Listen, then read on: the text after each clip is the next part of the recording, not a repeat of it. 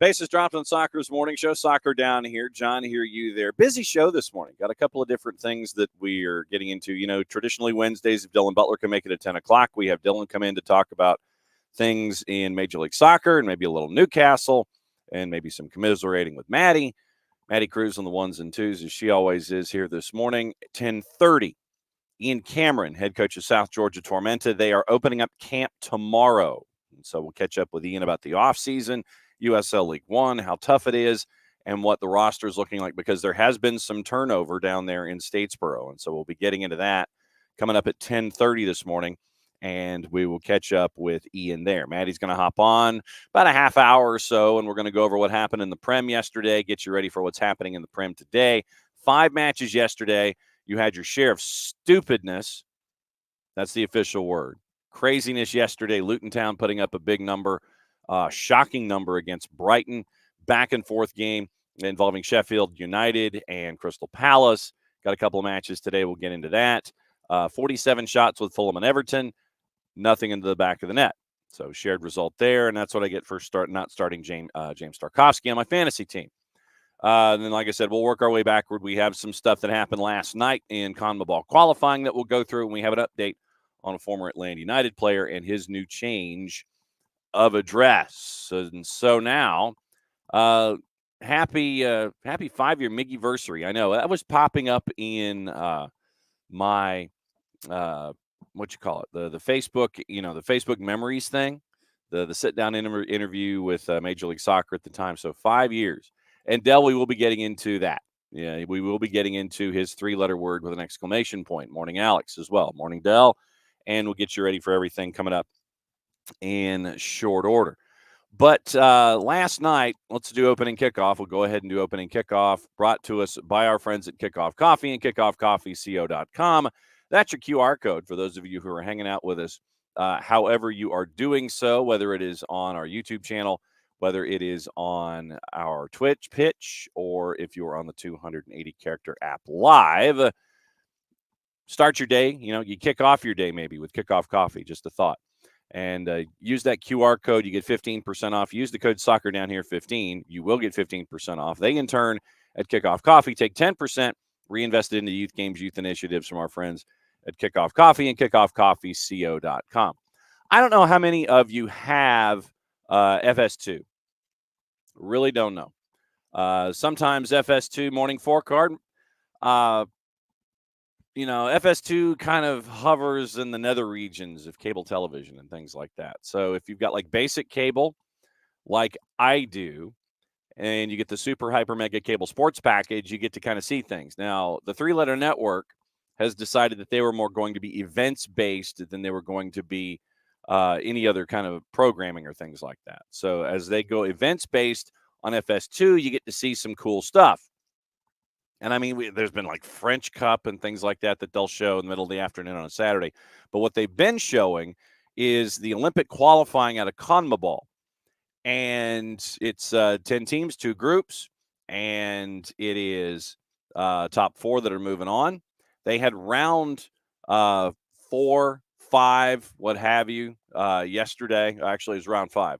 So round 5 in Group A, round 4 in Group B. So Group B yesterday, with Argentina, Paraguay, Uruguay, Chile, and Peru, they had their 2 matches. And round 4 starts with Uruguay shutting out Peru 3-0. Peru's at the bottom of the table after 4 matches, 3 points. And they are the same with Chile on goal difference because of what happened with Chile in their match with Argentina. Some guy that you might know had a bit of a day. He had a bit of a day. So, Thiago Almada, and this is kind of the cool thing about, like I said, FS2 showing the CONMEBOL qualifiers is you get to see Thiago Almada and Valentin Barco. Like I said, we have espoused the virtues of Valentin Barco for a while as he's heading to Brighton after the tournament. Thiago had himself a day yesterday, and it started out bright and early for Argentina. And until you start watching the match, you don't realize that someone familiar is in net on the other side. Here's goal number 1 for Thiago Almada, courtesy of our friends at FS2. Passes there to Castro, who can't control the ball. Barco wants it, takes the shot on goal. Reyes once again for the goal. What an amazing finish! It was no other than the captain Thiago Almada from Atlanta United playing for Argentina. When Argentina couldn't make it on the first ball, the captain there, never giving up, gives us this spectacular finish. Wasting no time, makes it 1-0, put it in the roof of the net. Did you notice who the play-by-play commentator said, play-by-play announcer said was in net for the opposition, for Chile?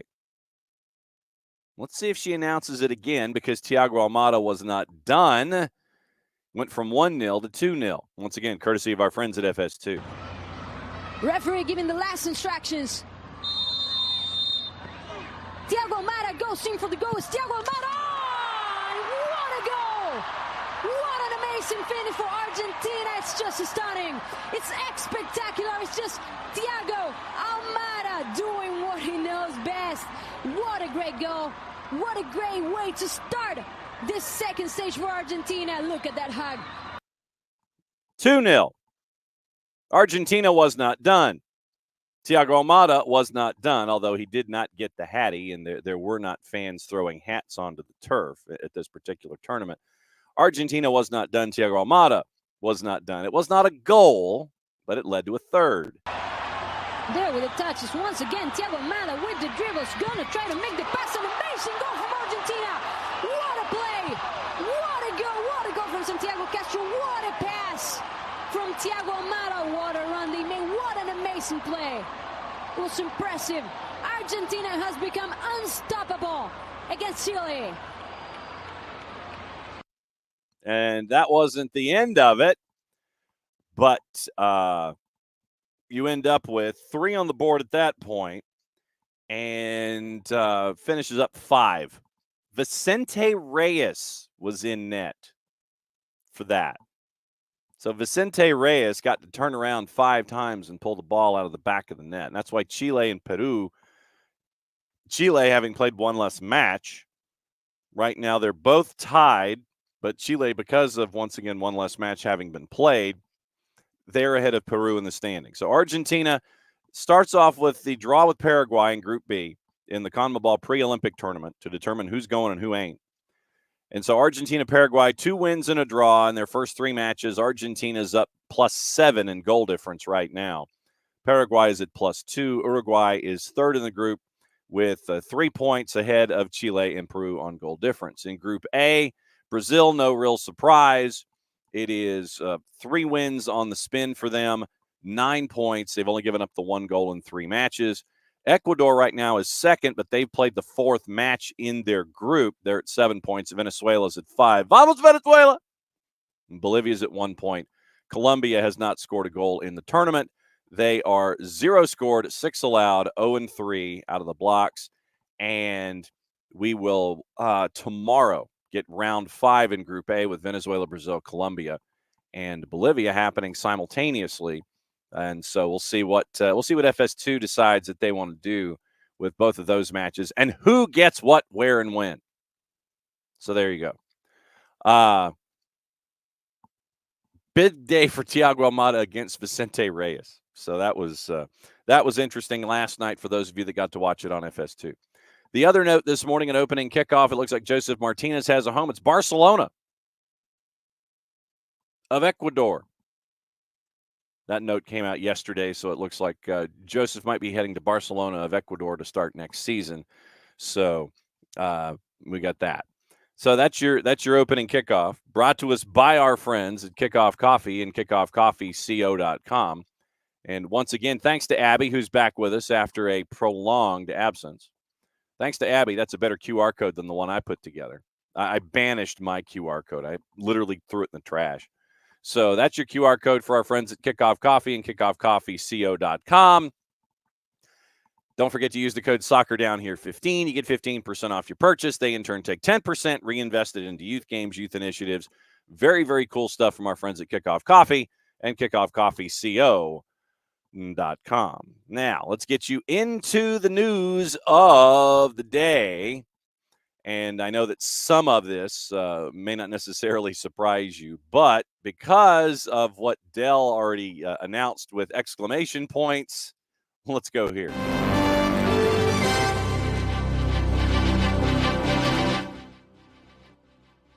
And when it's a here we go, you know it's a here we go. Fabrizio Romano has said that the destination for our buddy Gio Reyna is now officially official. It is Nottingham Forest. And so Nottingham Forest ends up with Gio Reyna. Fabrizio Romano reporting that this morning, a couple of hours ago. Gio Reyna, here we go. Agreement sealed with Borussia Dortmund on a loan deal. And Nottingham Forest is going to cover Gio Reyna's salary until June. Until noon. That'd be a cute trick. Nuno is pushing to sign him. Deal now in place. Also with his agent Jorge Mendes. Medical tests also booked. So with Gio Reyna, and this was not the only move that Nottingham Forest made this morning. I would recommend for those of you that have WhatsApp, the Athletic and their staff, David Ornstein et al., they have a WhatsApp group for the transfer window. And so you get to get all the latest when it comes to transfers from Ornstein and him. But Gio Reyna, now remember, Jorge Mendes and the owner of Nottingham Forest, Evangelinos Marinakis, they're pretty tight. And this is not the first time that Mendes would have wanted to steer players to Marinakis. He helped Marinakis secure the ownership of Rio Ave. So once again, not a surprise that anyone attached to Jorge Mendes is being encouraged, in quotation marks. And yes, I did just use air quotes for those of you that are just listening. Once again, encouraged Gio Reyna to go to Nottingham Forest. Nottingham Forest needs all the help that they can get, and we will see what happens. Emilio, Gio with Nuno's style is helpful how? That's the big question. Gio with Nuno's style is helpful how? Think about Nuno.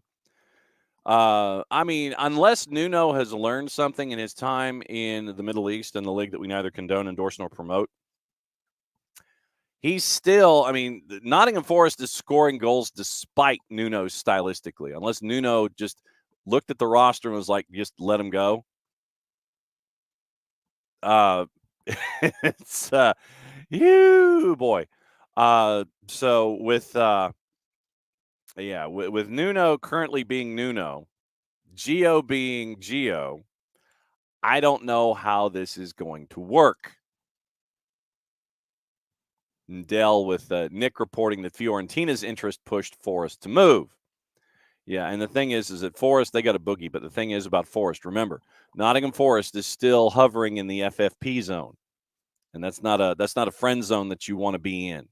So they've got to keep an eye on things, and that's why this is a loan to the end of the season. So it's just something cheap that they can do, but then they can figure out, okay, end of the year, who do we want to jettison if we want to keep Gio, those kinds of things. Dell, let's take a peek real quick. Dell wants to know if Nottingham Forest has 3 up top. And with what happened in the Prem yesterday, as Nick calls it, with a pinned league, Nottingham Forest, let's have to check back to the weekend. And nothing like folks not cooperating with the scores and things. All right. So Sheffield United, Man City, Burnley, Tottenham, previous. I'm going to have to go previous. All right. So we'll click back twice. No, I don't want to know about SoundCloud in the pop-up window. And this is the other thing that I hate. It's like, I'm trying to get some work done, and our friends at SofaScore decided they want a pop-up window right before No, I didn't click that. I did not click that. I love how this is. It's like they're just trying to be confusing with me here. All right, so Forest and Man United. Let's go back a little bit. Forest and Man United, when they played, and Forest beat Man United, and no, that is not what I hit. I don't care about that. It's like all these pop-up windows getting in the way. All right, so lineups. Lineup for Forest. It looks like it's a 4-2-3-1. So take it for whatever it is. When they beat Manchester United, Montiel, Niakate, Murillo, and Ola Aina were at the back. Ryan Yates and Danilo playing in front of them. Attacking midfielders, Anthony Elanga, Morgan Gibbs White, Nicolas Dominguez, and Chris Wood up top. So part of that firepower, so it's a 4-2-3-1. So that's what you're staring at with Nottingham Forest. Not three up top. Yes, John is talking to his computer because his computer is not behaving. The computer is not doing what I want it to do. When I click on a button, I want it to go to where I click, not to the pop-up window that is allegedly just kind of casting a shadow in front of everything, and then you click the window, and it takes you to an ad for something that I don't want or that I've already got. So that's what you're – and the winger – the wingers push up. So, as D. Graham says, they play a 4-2-3-1. But so 4-2-3-1, and we always talk about this with formations. Formations, they look pretty on a page. But with Dell's point, you line up in a 4-2-3-1, wingers push up, you end up with three. The guys who are protecting the back line of four push up ends up like a 4-3-3, something like that. So 4-3-3, 4-2-3-1, take your pick. But we'll see what Gio and Nuno can come up with the same page. So morning, Tom. Good to have you in this morning. Michael Valverde, after the opening kickoff. If interest in Almada's not peaked today, he ain't going nowhere until summer. Well, yeah, and you've got today, and then the 7-hour extravaganza that is deadline day. And once again, for those of you who have Peacock, you can hang out and watch that and be just completely and totally glued to your seat like I will in a situation like that.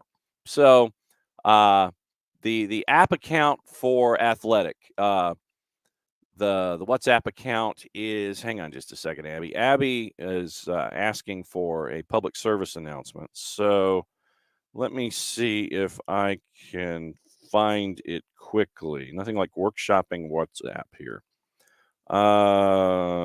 So it's not in The Athletic Insiders is what it is. The Athletic Insiders is the WhatsApp group. And Nottingham Forest can do this with Gio Reyna because they have a financial package with Lyon reaching agreement in principle for Mangala that could be worth up to $30 million. Proposal would see Forest almost trebling the money they paid to recruit him from Stuttgart 18 months ago when they only paid 10.5. So Oral Mangala out, Gio Reyna in. That is not the only one that they have secured today. They've reached an agreement with Sporting Lisbon for 18-year-old Rodrigo Ribeiro. Deals alone with an option to buy could become an obligation package, be worth up to 10. So right now you've got 10 out, Reyna in, or 10 outbound, 30 inbound, 35 inbound, and Gio Reyna. So right now you're still kind of working, if you're Nottingham Forest, in that minus, and that's what you've got to work on, considering that the FFP police are coming after you right now. So once again, the Athletic Insiders on WhatsApp. That's what has been lighting a fire under folks this morning. And so we'll see what happens there. Ronaldo is out for the Miami friendly, according to our friends at Goal. Cristiano Ronaldo's last, so we don't get to see CR38 and Messi and friends after all. We don't get to see it. Out for the Riyadh season Cup clash, which is supposed to be tomorrow. Luis Castro gave the injury update just a little bit ago. Messi and friends are taking on Al Nassr after the 4-3 chaos that happened against Al Hilal. CR38 is here's how Here's how our friends at goal.com reference what CR38 is going through. He is nursing a muscle complaint. Nursing a muscle complaint. If you have a muscle complaint, how does a muscle complain to you? Yo, fam, I ain't working. Or do you just like stop as a person? And the muscle looks up at you and you're like, nope. So CR38 is nursing a muscle complaint. According to Luis Castro, still not fit to return to action for the side. Quoting Luis Castro, quote, because if you quote him and you don't say quote, then you're not quoting him. We will not see it, meaning Messi versus Ronaldo. Ronaldo's in the final part of his recovery to join the group. We hope that in the next few days you can start working with the team. He will be absent from the game. So there'll be no CR38 and Ronaldo and Messi. Darn the luck. So we have that in news this morning. Once again, coming up in about 10, 15 minutes or so, Maddie Cruz on the ones and twos. She'll come in. We'll do prim and proper. Apparently, refs in the Premier League can now explain to fans about VAR. And if you were watching, once again, if you were watching CONMEBOL, if you were watching, it was Messi and Friends. If you're watching Messi and Friends in the first round of Riyadh season, you had center ref step up to the end line after looking at VAR and make the announcement. The only thing missing in that is like we were talking about it in our production chat. The only thing missing is like the music in the intro to the beginning of the segments of Who Wants to Be a Millionaire. You remember that where you've got Reg or Meredith Vieira and the guest trying to win $1 million. And they're seated and they're ready, and you hear the da-da-da-da-da-da-da-da, boom, and you get the music and the lights shine down. The spotlight shines down right to the center of the stage, and then the lights come back up and you start the questions. That's the only thing that you were missing in Messi and Friends and Al Hilal. Center ref steps up to the end line, makes the announcement, calls the penalty. That's what you needed. You needed the lights to go dark. You needed a spotlight. You needed the music to Who Wants to Be a Millionaire. You needed center ref to make the decision. And then you have and then the lights come back up, and then you go to penalty. That's the only thing that was missing. And I bet you they would have done it too if they'd figured out how to do it. So that's what you got. So Maddie's got some news on that. We'll go over what happened yesterday in the Premier League. Anything else that is striking the relative fancies of everyone when it comes to life in the Prem. Once again, if Dylan Butler, the busiest man in show business in the Northeast, can join us at 10. He'll join us at 10. Ian Cameron joining us at 10:30. If you join us at 11:30, we'd be off the air. Ian Cameron at 10:30 talking South Georgia Tormenta. So that's the busy show this morning. Dell, Ronaldo's scared. CR38 is scared. He absolutely is. Dell, Nick's going to be very sad about the Ronaldo news. Yeah, and I can sense the sadness through all of our equipment, and I know you can too. I think 7:00 Emilio. In the summer because of time change. D. Graham says 6. It's 6:00. The other transfer time, but because of time change, it's 7. I think it might be. Well, crap. Hang on. Transfer deadline. So there's one of them that's messed up because of a time change. And okay, so January transfer window in England closes at 11, so that's 6:00. So there you go. So yes, it is 6:00. D. Graham is correct. 6:00 local time. 6:00 here, meaning local, but 11:00 there. 11:00 there. So that's where we are. But all the chaos that's going on with all of that stuff. So there we go. All right. So what else is going on this morning? The PSRA. And like I said, we're doing a bunch of greatest hits and things. Thank you. 5-hour time difference, 2300 the deadline. And they're doing the extra hour to discuss and talk and discuss. All right. So PSRA came out with a second statement. Like I said, we're catching up with a bunch of odds and ends here before we end up with Maddie and Prem Proper and 10 o'clock and with Dylan and 10:30 with Ian Cameron. So the PSRA, we know that the PSRA has until today to figure things out. Are you or are you not going to be involved, engaged?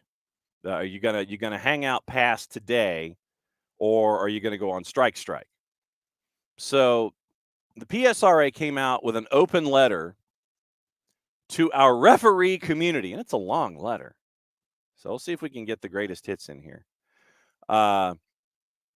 Encouraged by the hundreds of text, emails, and phone calls received from the referee community, clear everyone's united together, and your messages continue to motivate us as we move forward with negotiations. Thank you. PSRA answers to the officials, works to resolve your issues about safety, working conditions, and financial concerns. Anyone assigned to an MLS preseason game and game prior to February 21st should feel free to work the game. If a work stoppage exists for MLS officials at some point, we'll have more communication with everyone regarding regular season games, but working preseason games is not an issue. Okay, so preseason games and pro, not an issue, or in PSRA is not an issue. Those matches will help prepare you for your upcoming seasons. We want you to be ready for opening weekend of those leagues. Pro has allegedly started making some phone calls and asking officials about future availability for MLS regular season matches. This may be a conversation that seems vague and includes phrases such as, "We have a training camp for new pro refs coming up. Would you be interested? We're expanding the MLS roster at this time. Are you available for this season? Congratulations. We want to welcome you into pro for the 2024 MLS season." Those were in italics, by the way. And now, in bold-faced letters, PSRA came out in the second letter and said, "Please understand this is pro's way of getting you closer to working as a replacement referee if there is a work stoppage. We encourage you to prepare as you usually would for your upcoming season, including attending all training webinars. We urge you to comply with all of pro's usual training requests, yet also be aware of how the ask from them may change in the coming days and weeks. As we have stated before, the pro staff are good, decent people. They are our former colleagues. Our friendships with them have not changed. They were PSRA members in 19 and 14 during those CBA negotiations, our 24 pro preseason camp, positive and professional. In the same breath, please understand that they serve a different stakeholder in their current role. If they're forced by MLS to try to find short-term replacements to open the MLS season, they understand it's an unfortunate, personally painful part of their current role. We have no reason to believe they will issue threats, ultimatums, or even innuendos. As such, you should feel empowered to respond politely as needed. Apologies, but I'm not available to work any potential MLS assignments. I am unavailable. Thank you for your consideration. Unfortunately, I'm not available in this situation. Once again, all those were in italics. Those were the suggested responses by PSRA if Pro reached out. Our ask: please stand in solidarity with your officiating colleagues and consider other assignment options. In 23, officials who work in NWSL, USL, and Next Pro ratified a first and historic CBA with Pro. So, maybe we'll see folks working in those places if they're not in Major League Soccer. These standards have a trickle-down effect on all officials working those leagues. Those standards in the CBA become uniform across the league. And they talk about the PSRA. They talk about solidarity. But yes, the PSRA Executive Board. Poshel Penso, Chris Penso, Jonathan Johnson, Jeremy Hansen, Jason White, Matt Franz. So they've given possible responses to check interest. This may be a conversation that seems vague. It includes phrases such as, "We have a training camp. Would you be interested?" And then I love the responses. Apologies. Who starts a response with apologies these days? I don't. Apologies, but I'm not available to work. I'm unavailable. Thank you for your consideration. That, and unfortunately, I'm not available. Maybe if somebody uses two of those, if somebody uses two of those, then I think you're right there. If you use all three, then you're kind of being patronizing in your response. I'm unavailable. Thank you for your consideration. Unfortunately, I'm not available in this situation. You use those two in concert, you're fine. But then if you drop that third one, then you're being patronizing. So PSRA is requesting or encouraging their charges to respond in a certain way. So yeah, PSRA came out with a second letter since today is the deadline, at least for now. But you can work preseason. That's cool. But then you might want to work other leagues because of what went down in the other leagues with the other agreements. Ricky, have we sold Almada for dump trucks some money yet? The answer is no. Abby was right on it. She was ahead of me. So Ricky's going to check back in a half hour during Dylan Butler. Have we sold Almada yet? Literally, I think Ricky is going to open a door every 30 minutes. Every 30 minutes. Hey, did we sell Almada yet? Nope. Okay, close the door. Come back a half hour later. Hey, did we sell Almada yet? Nope. Okay, close the door.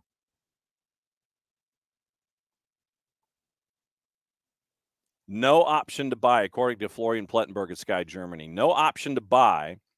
Part of the negotiations that got removed today. A smart deal for Dortmund as the players extended his contract from 25 and 26. So basically, this is a rental. This is a rental for Nottingham Forest. Rental. Absolutely.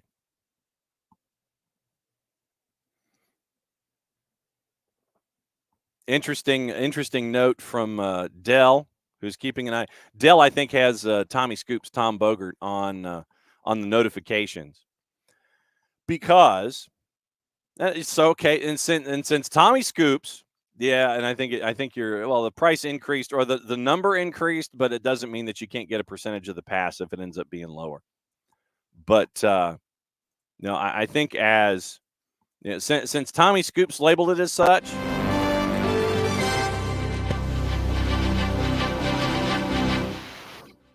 News from the Purple team. Finalizing a deal, Blackburn Rovers. So if you were mad that they beat Wrexham, you might be even more mad because Blackburn Rovers is actually spending some of that Vinky's chicken money on Duncan Maguire. Sources, according sources, because we all know that folks have sources. $4 million plus 2.5 in add-ons, and Orlando gets a percentage of the pass. So you got that. Literally. Okay, so Blackburn knocks on your door. Yeah, no doubt. Dell says Dunk's going to be mad that he missed his chance to be in Welcome to Wrexham Season 3. Just missed out. So Bogert says it's not totally done, but Maguire just departed camp to travel to England. So Blackburn Rovers and Duncan Maguire last season, Duncan Maguire, we know how much of a pain in the you-know-what Duncan Maguire was for teams in the Eastern Conference. $4 million plus 2.5 in add-ons, and Orlando gets a percentage of the pass. And Blackburn just made a $22 million sale as well, according to D. Graham. And so Blackburn is living it right now. Blackburn is on fire right now. They are getting folks. They're ditching and getting and making money. Luton's interested in Tyrese Dolan at Blackburn. 2 + 2 in 18 appearances. The former U20 winger, 6 months left on his deal. There's an option to extend it to a further deal. Jesse Lingard missed out on a deal to Saudi Arabia. Al-Shabaab, remember they had until 4 o'clock Eastern time yesterday afternoon to come up with a deal. Couldn't happen. So according to FIFA, Global transfer spending smashed a new record, $7.6 billion on international transfer fees in 2023. 5.1, that wasn't the highest, 5.8 in 2019. 7.6 billion in transfer fees in pounds.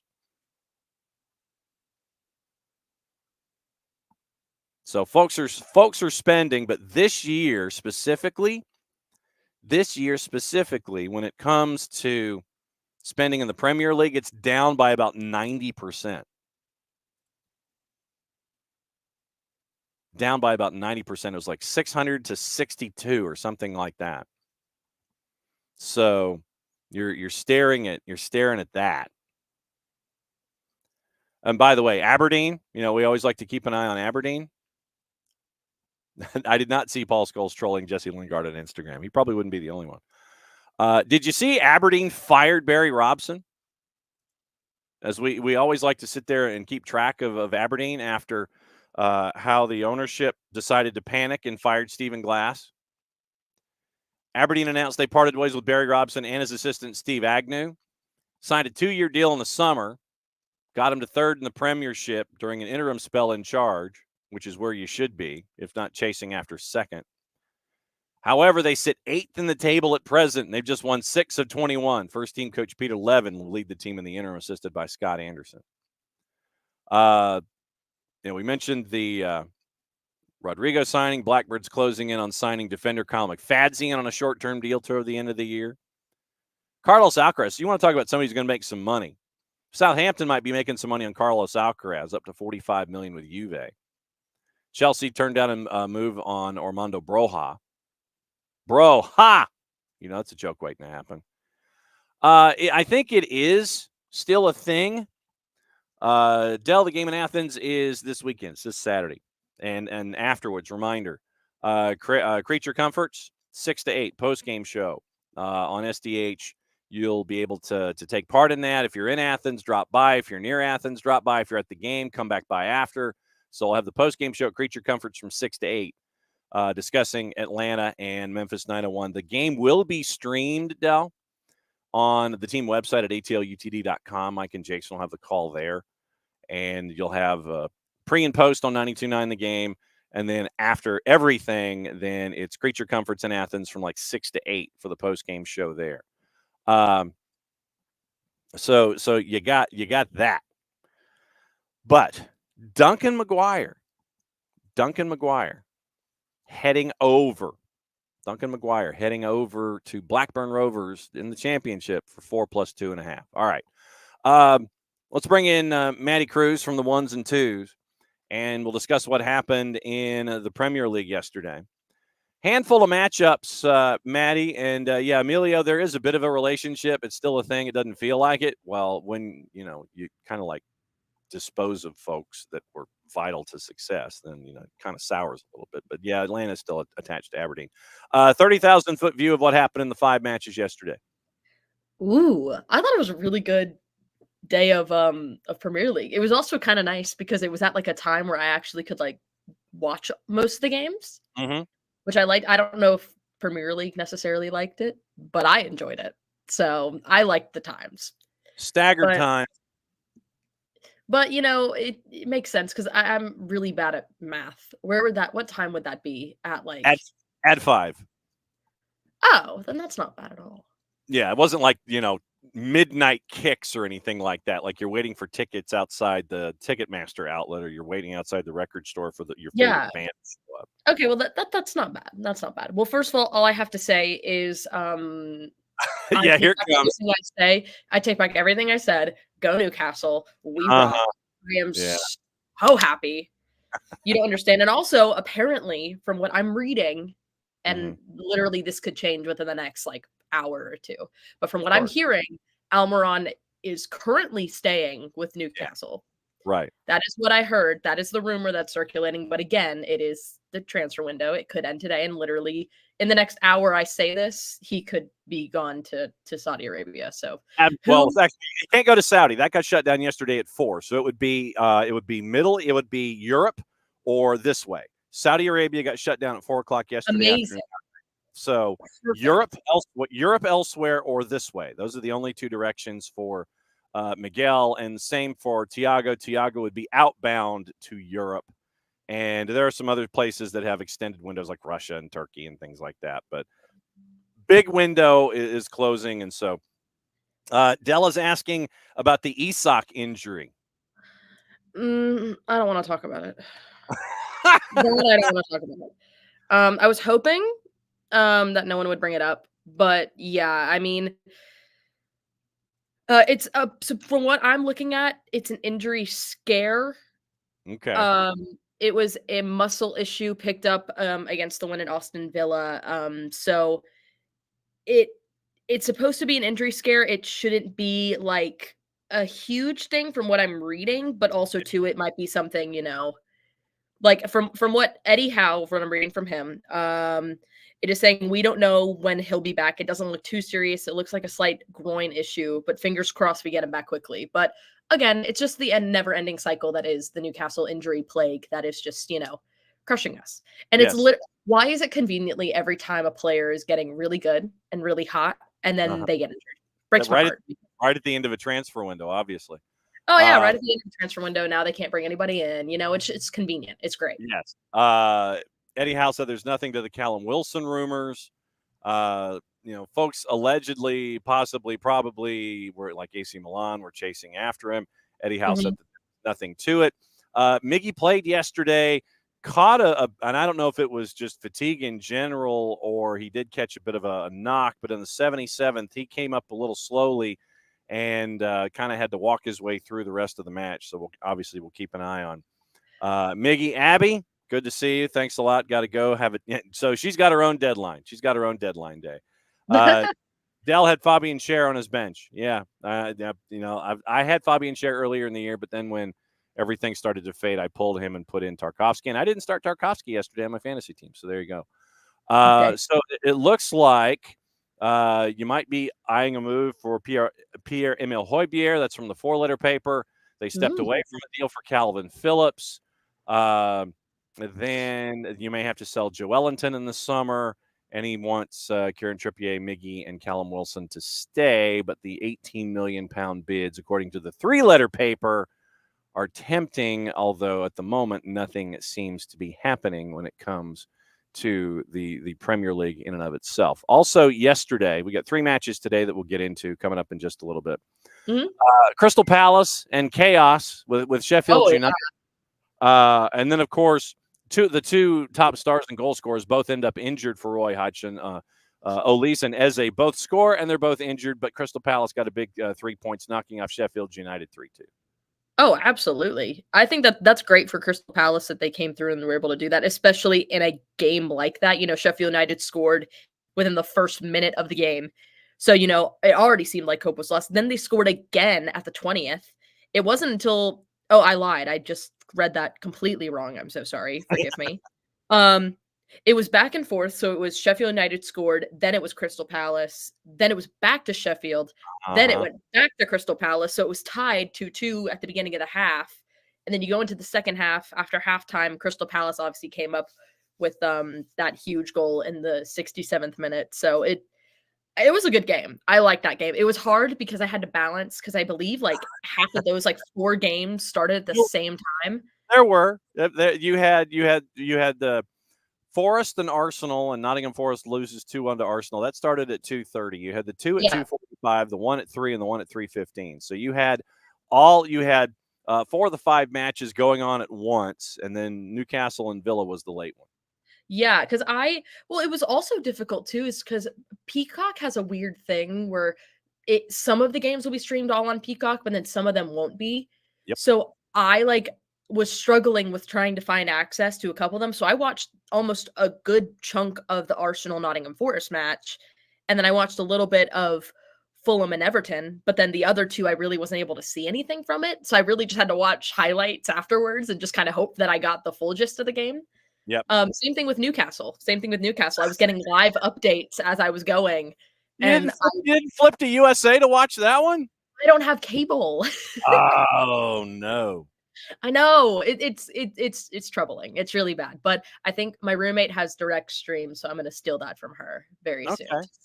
Luton put 4 on Brighton. That was the big shock of the day yesterday. Absolutely. At the Kenny at Kenilworth Road, 4-0 over Brighton. Luton at a plus 322 in your juice boxes. That puts them currently, as we stare at the standings, out of the relegation zone. Everton is in it because of the goalless draw they had with Fulham, 46 shots and nothing in the back of the net for either team. And so Luton is out of the relegation zone right now. Everton have drawn their last 2, and they're in the relegation zone. Luton's at 19 points. Forest has lost 2 in a row after Nuno came in and got new coach bounce. And they've lost 2 in a row. They're at 20 points. Brentford snapped that horrendous 7 of 8 streak with a win last time out. They're at 22. Palace is at 24. Bournemouth and Fulham at 25. So that's basically group number 3. 7 teams, 7 points for that last relegation spot right now. Well, I mean, also, too, if you're looking at Everton, you didn't want to tie against Fulham, especially with everything going on, and especially with the matchups that you have coming up. Mm-hmm. This Saturday, they play against the Spurs. Mm-hmm. That's going to be a hard game. Then, February 10th, next week, they play Man City. Good luck on that one. And then, they get a little bit of a grace with Crystal Palace, but Crystal Palace is also hot right now. Like, they don't have a good stretch of games coming up. So you kind of needed that win to get you up there. And now they're fighting relegation. And, that's not good. Obviously the point deductions, all that be aside. But I mean, you still have to battle that through. And I mean, watching the Fulham game in Everton, I mean, I'll say it was really boring. Yeah. I mean, you can have those that are up there today. Manchester City hosting Burnley at the Etihad. No surprise, Manchester City's at a minus 909. Burnley, if you have some spare juice boxes, is a plus 2248. Although I'd say keep your juice boxes. The draw is a plus 1019. Spurs hosting Brentford at Tottenham Hotspur Stadium at a minus 147. Brentford is a plus 373 in the composite, courtesy of our friends at Odds Portal. But the match of the day, Liverpool and Chelsea at 3:15. And apparently, and I know this will surprise everybody, that this final season of Jurgen Klopp is being followed by a documentary crew that is going to produce something once the season's over, I guess in time for the beginning of next season. But who knew a documentary crew would be chasing after the tail end of the career at Liverpool of Jurgen Klopp? I'm shocked, I say. Liverpool at a minus 159. And Chelsea will just spend more money to get out of the problem at a plus 396. So that's your absolutely. That's your activity today. So since it was funny, I didn't know if you were going to mention the Liverpool thing or if I was going to have to, because I was going to say it, but then you said it for me, so it worked out. Oh, come on! I mean, it's Liverpool, and it's the last elements of a particular season. So absolutely. Well, why would you not have, and why would you not be surprised if there's a documentary crew that is following Liverpool around? But as always, I want to know how much of this is documentary and how much of this is staged / scripted when it comes to all of the elements here. How much access are these folks going to have? Absolutely. Is it going to be like, big A cameras, or is it going to be like small things that have absolute, is it going to be like the small cameras that we like take our still photos with that they can actually do multiple things these days? Or is it going to be big A cameras with a bunch of microphones and lights and things like that? How structured is this going to be?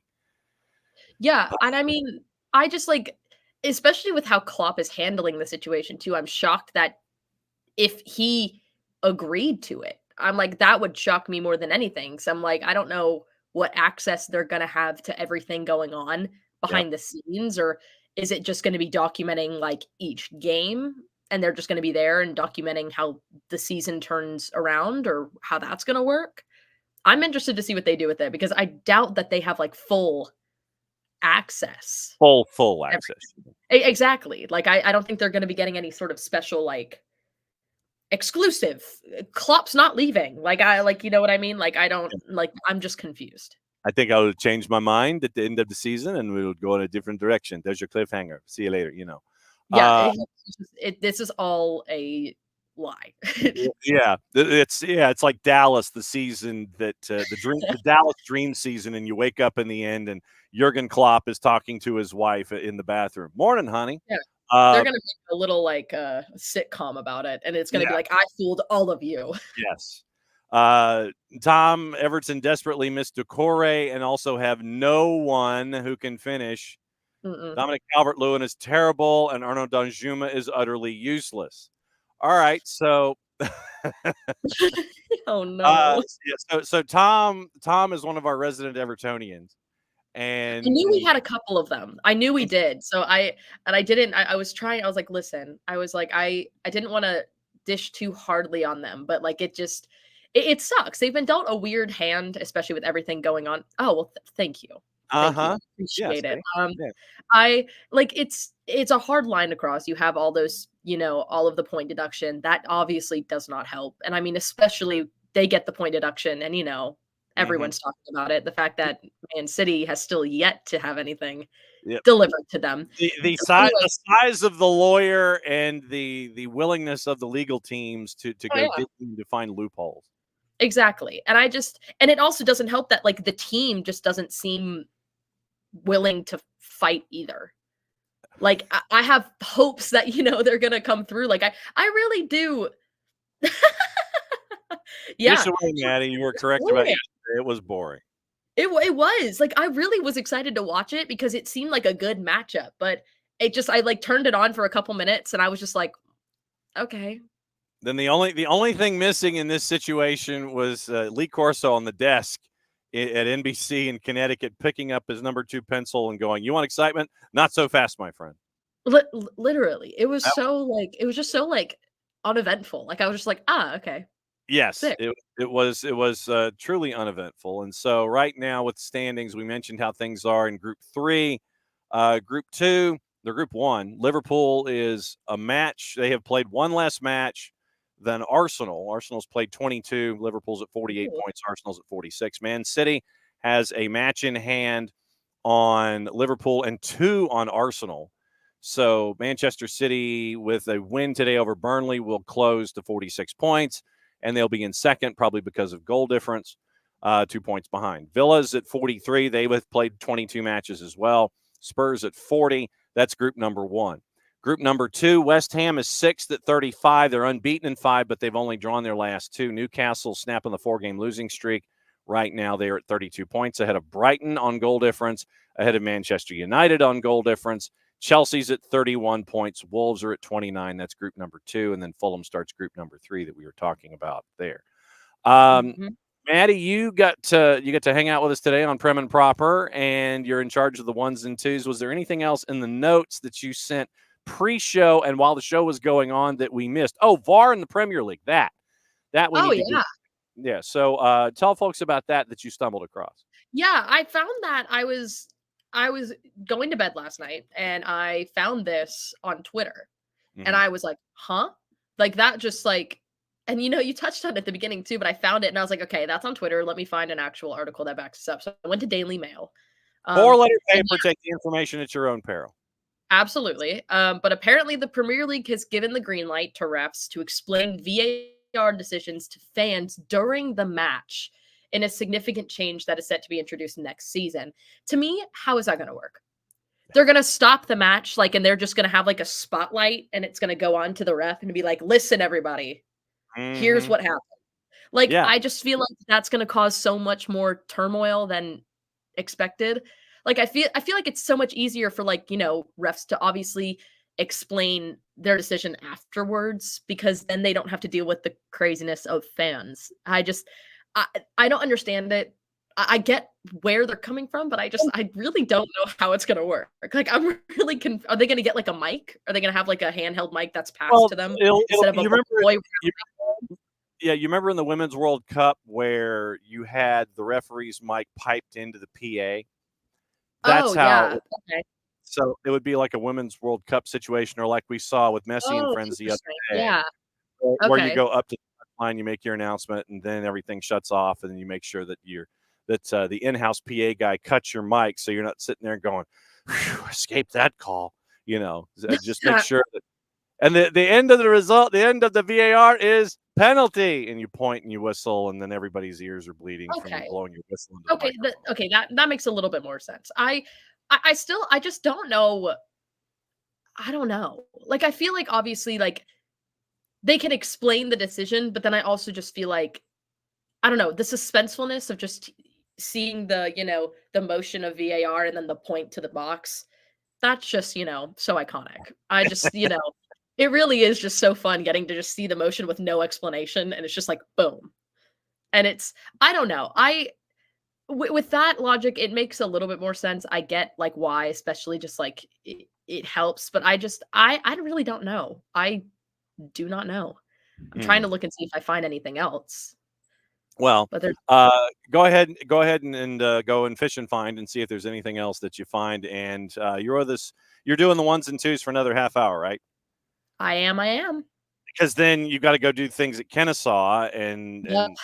it's like they need you too, but do they not understand? It's like, come on now. It's like she's producing a morning show here. Exactly. I mean, I gotta go prep for graphics for our double header tomorrow for men's and women's basketball. So always fun stuff. Yep. So life with the Kennesaw State. So Maddie, as always, great to have you on, and you'll keep us posted with what's going on, either Twitch pitch, behind the scenes, or Choice D, all the above. Once again, thanks for coming on Coming Proper for one more time. Absolutely, of course. All right, there goes Maddie, and so that means it's a hot tag to start hour number 2. Here comes Dylan Butler into the discussion. Hi, Dylan. Hey, how are you? I'm intrigued. I'm confused. I am not necessarily surprised by things. It is a maelstrom of emotions this morning as we bring you in. Well, I mean, you knew that I'd be on, so there's no confusion over that. No. Yeah, it was not a maelstrom of emotions. It's about external factors. Yeah. It's about other things involving the sport that you and I get to talk about once a week. Did you see Messi and Friends the other day when they were playing Al Hilal? I did. I saw highlights. I didn't watch the game. Okay. Well, I mean, it literally was a reaffirmation of what we've been talking about this entire time of take the over. Literally take the over. I think it was like a 2-0 within like a minute, right? Yeah. And you had Sergei Milinkovic-Savic, and you had Malcolm, and you had Alexander Mitrovic, and they were all involved. I loved Mitrovic when he was at Newcastle, but yeah, I digress. Well, I mean, there'll be Newcastle discussion before you go, sir. Trust me, there'll be Newcastle discussion. But yeah, it was 2-0 before you blinked. It was 3-1 at the break. Well, Suarez scores to make it 2-1. Messi and Friends think they equalized, but the offside flag went up, and then it goes 3-1 at the break, 3-3 within a couple of minutes in the second half. You pull out Messi, and then you give up goal number 7 for the match and lose it 4-3. The match only reinforced our vision of taking the over when it comes to Messi and Friends this year. I know that shocks you. Yeah.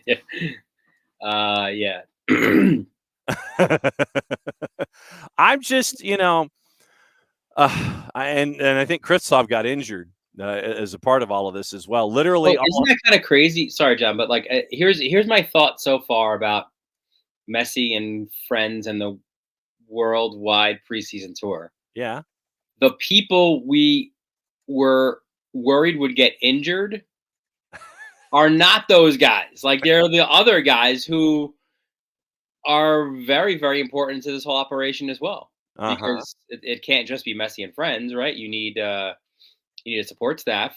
You need different people in the band. So, well, but maybe you just go out to Craigslist and say, "Hey, I need a guitarist. Can you be here for this kid?"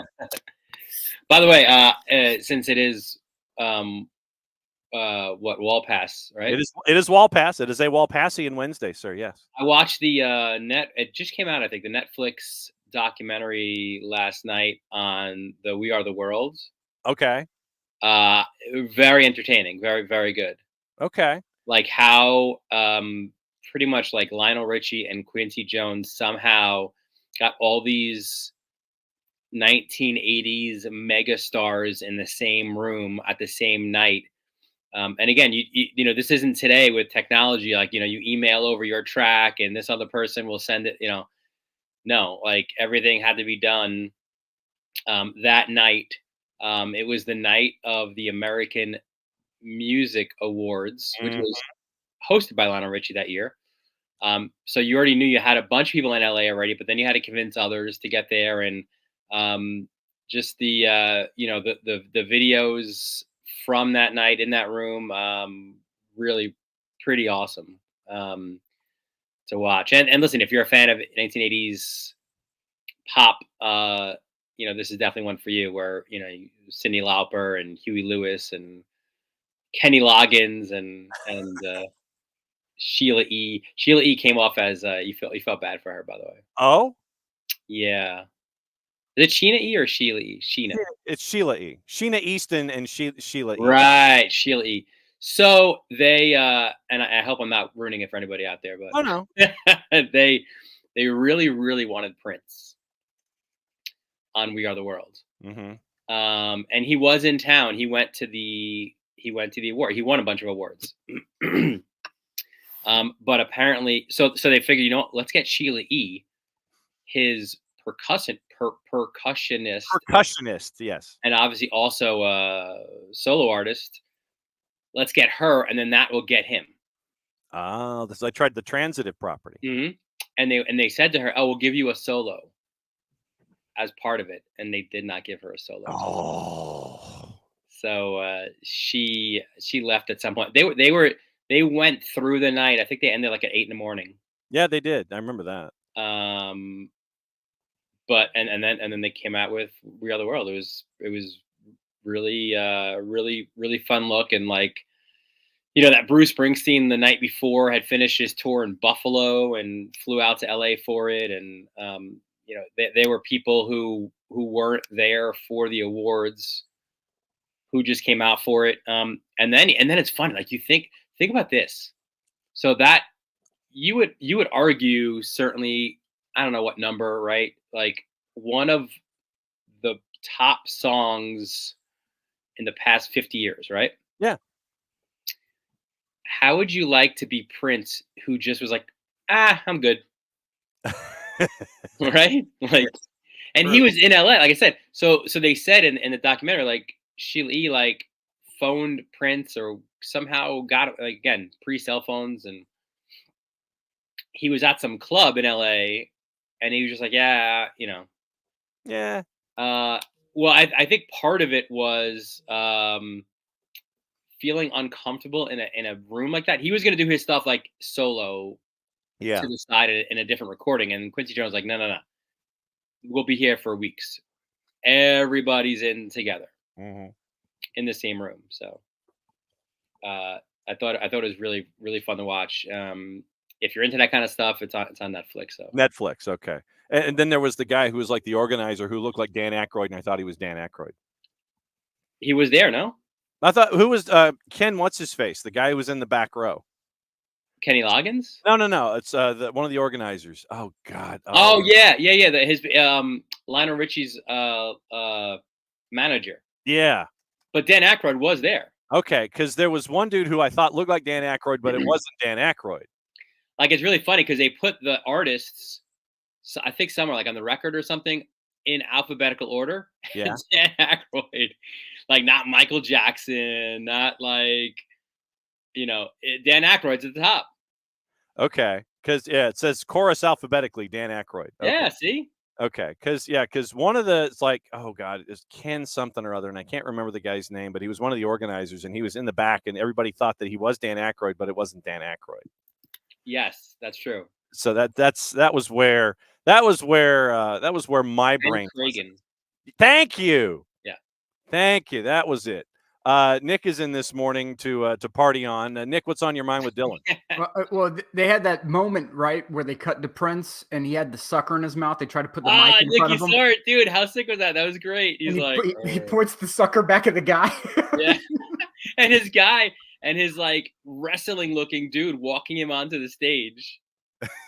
That's like the security dude. You weren't. I mean, I don't think people realize that Prince and Michael Jackson had major beef back then. So anything that was like Jackson centric, Prince was like, yeah, that's like what this was. And so the Huey Lewis part of the song, that was supposed to be Prince's. Like, so it would have been, they would have went Michael Jackson into Prince. Oh. But Prince is like, no, I'm not having that. Oh, wow. No. Okay.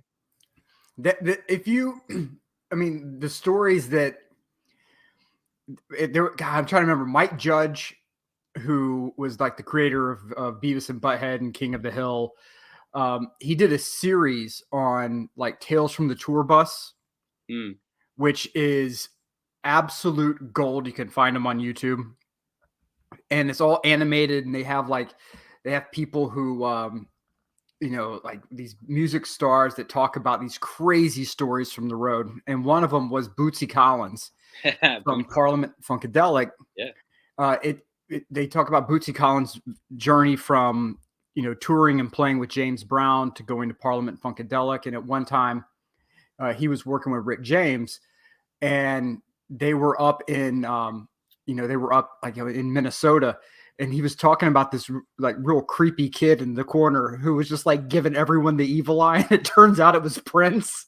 It was like a young version of Prince. And he just held grudges, like these religious grudges against people, to the point where they even pointed out the fact that Prince made sure he died like after Rick James to be like the pettiest move in all of music history. So it is. Yeah, I mean, kudos to Quincy Jones for being like, listen, let's get Sheila E. and Sheila E. will get him in here. Yes. No, but wasn't. And then Al Jarreau was like drunk on wine and he couldn't get his parts right. And Brilliant, absolutely brilliant. I love it. Oh my God! Yeah, I'm going to have to watch this now. Yeah, Prince piano and a microphone is still the greatest concert I've ever been to. I went to his last show here in Atlanta. Oh, lucky. And it was. I mean, he used the audience as percussion. And so he would be like 1, 2, 3, 4. And like the crowd would start going, from the top. And then like he would do it again. And then the whole crowd would get going. And I don't know how he made the piano sound like an orchestra, but he did. And you could see he would feel it to the point where he would jump up and like stomp around the stage and then come back and just like go into this full, like his mind transcended consciousness at that time. Never seen anything like it in my life.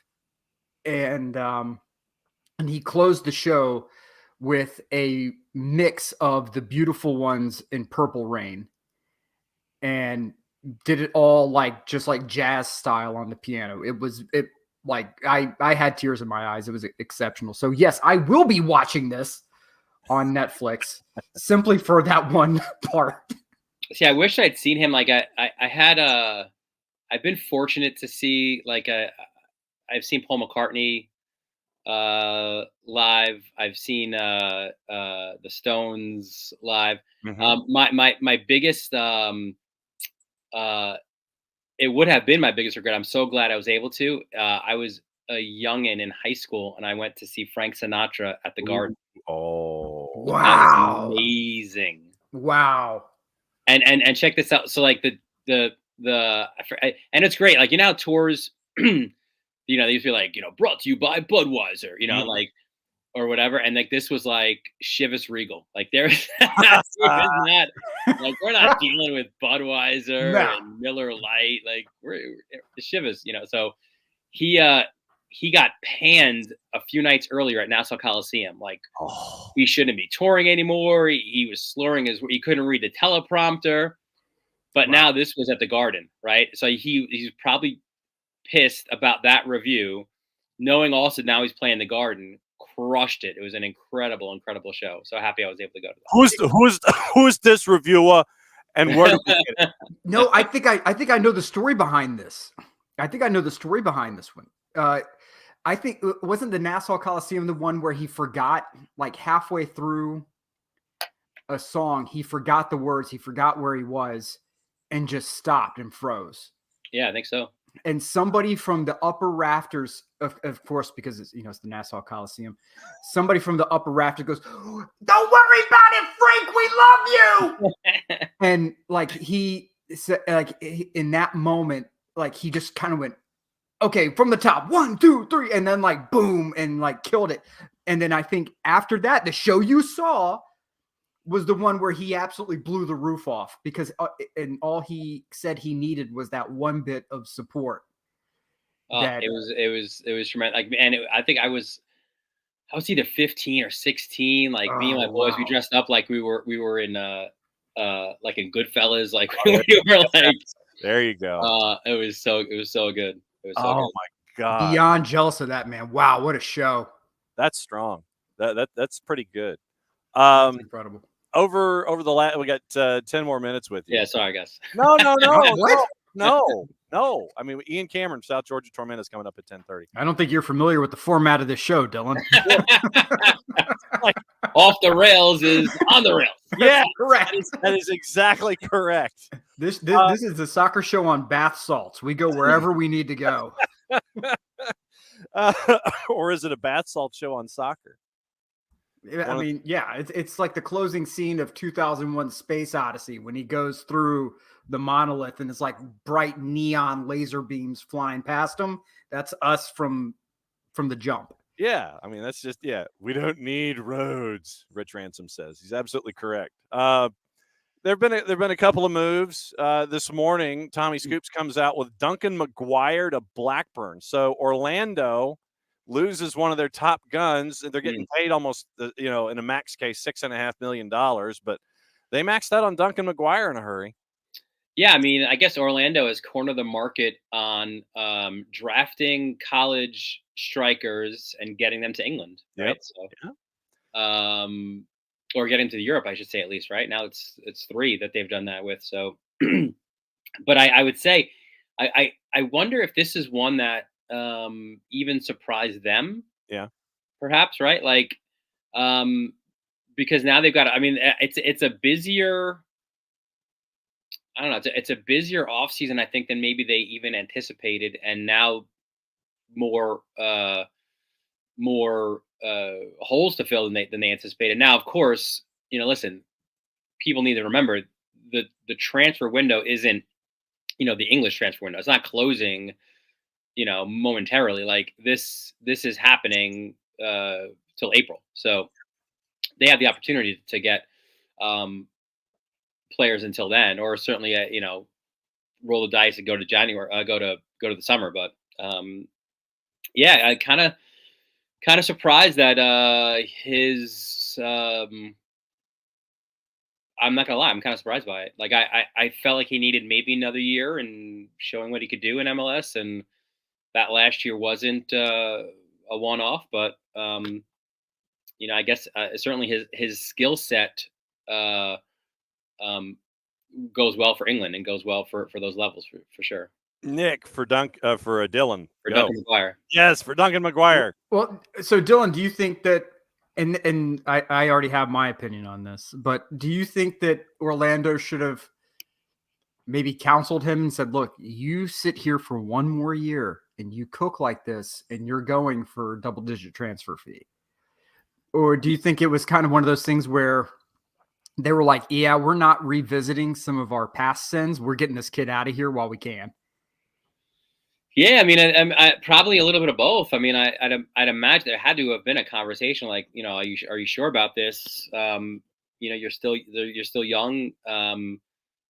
Let's do this one more time and see what you can do here, and see what the offers look like beyond that. But we're not in his head, and we're not in his. We don't know his desires in this case, right? Maybe he desperately wants to go to England and play there. So, listen, kudos to him. Hope he does well. But a little bit of a strange one to me.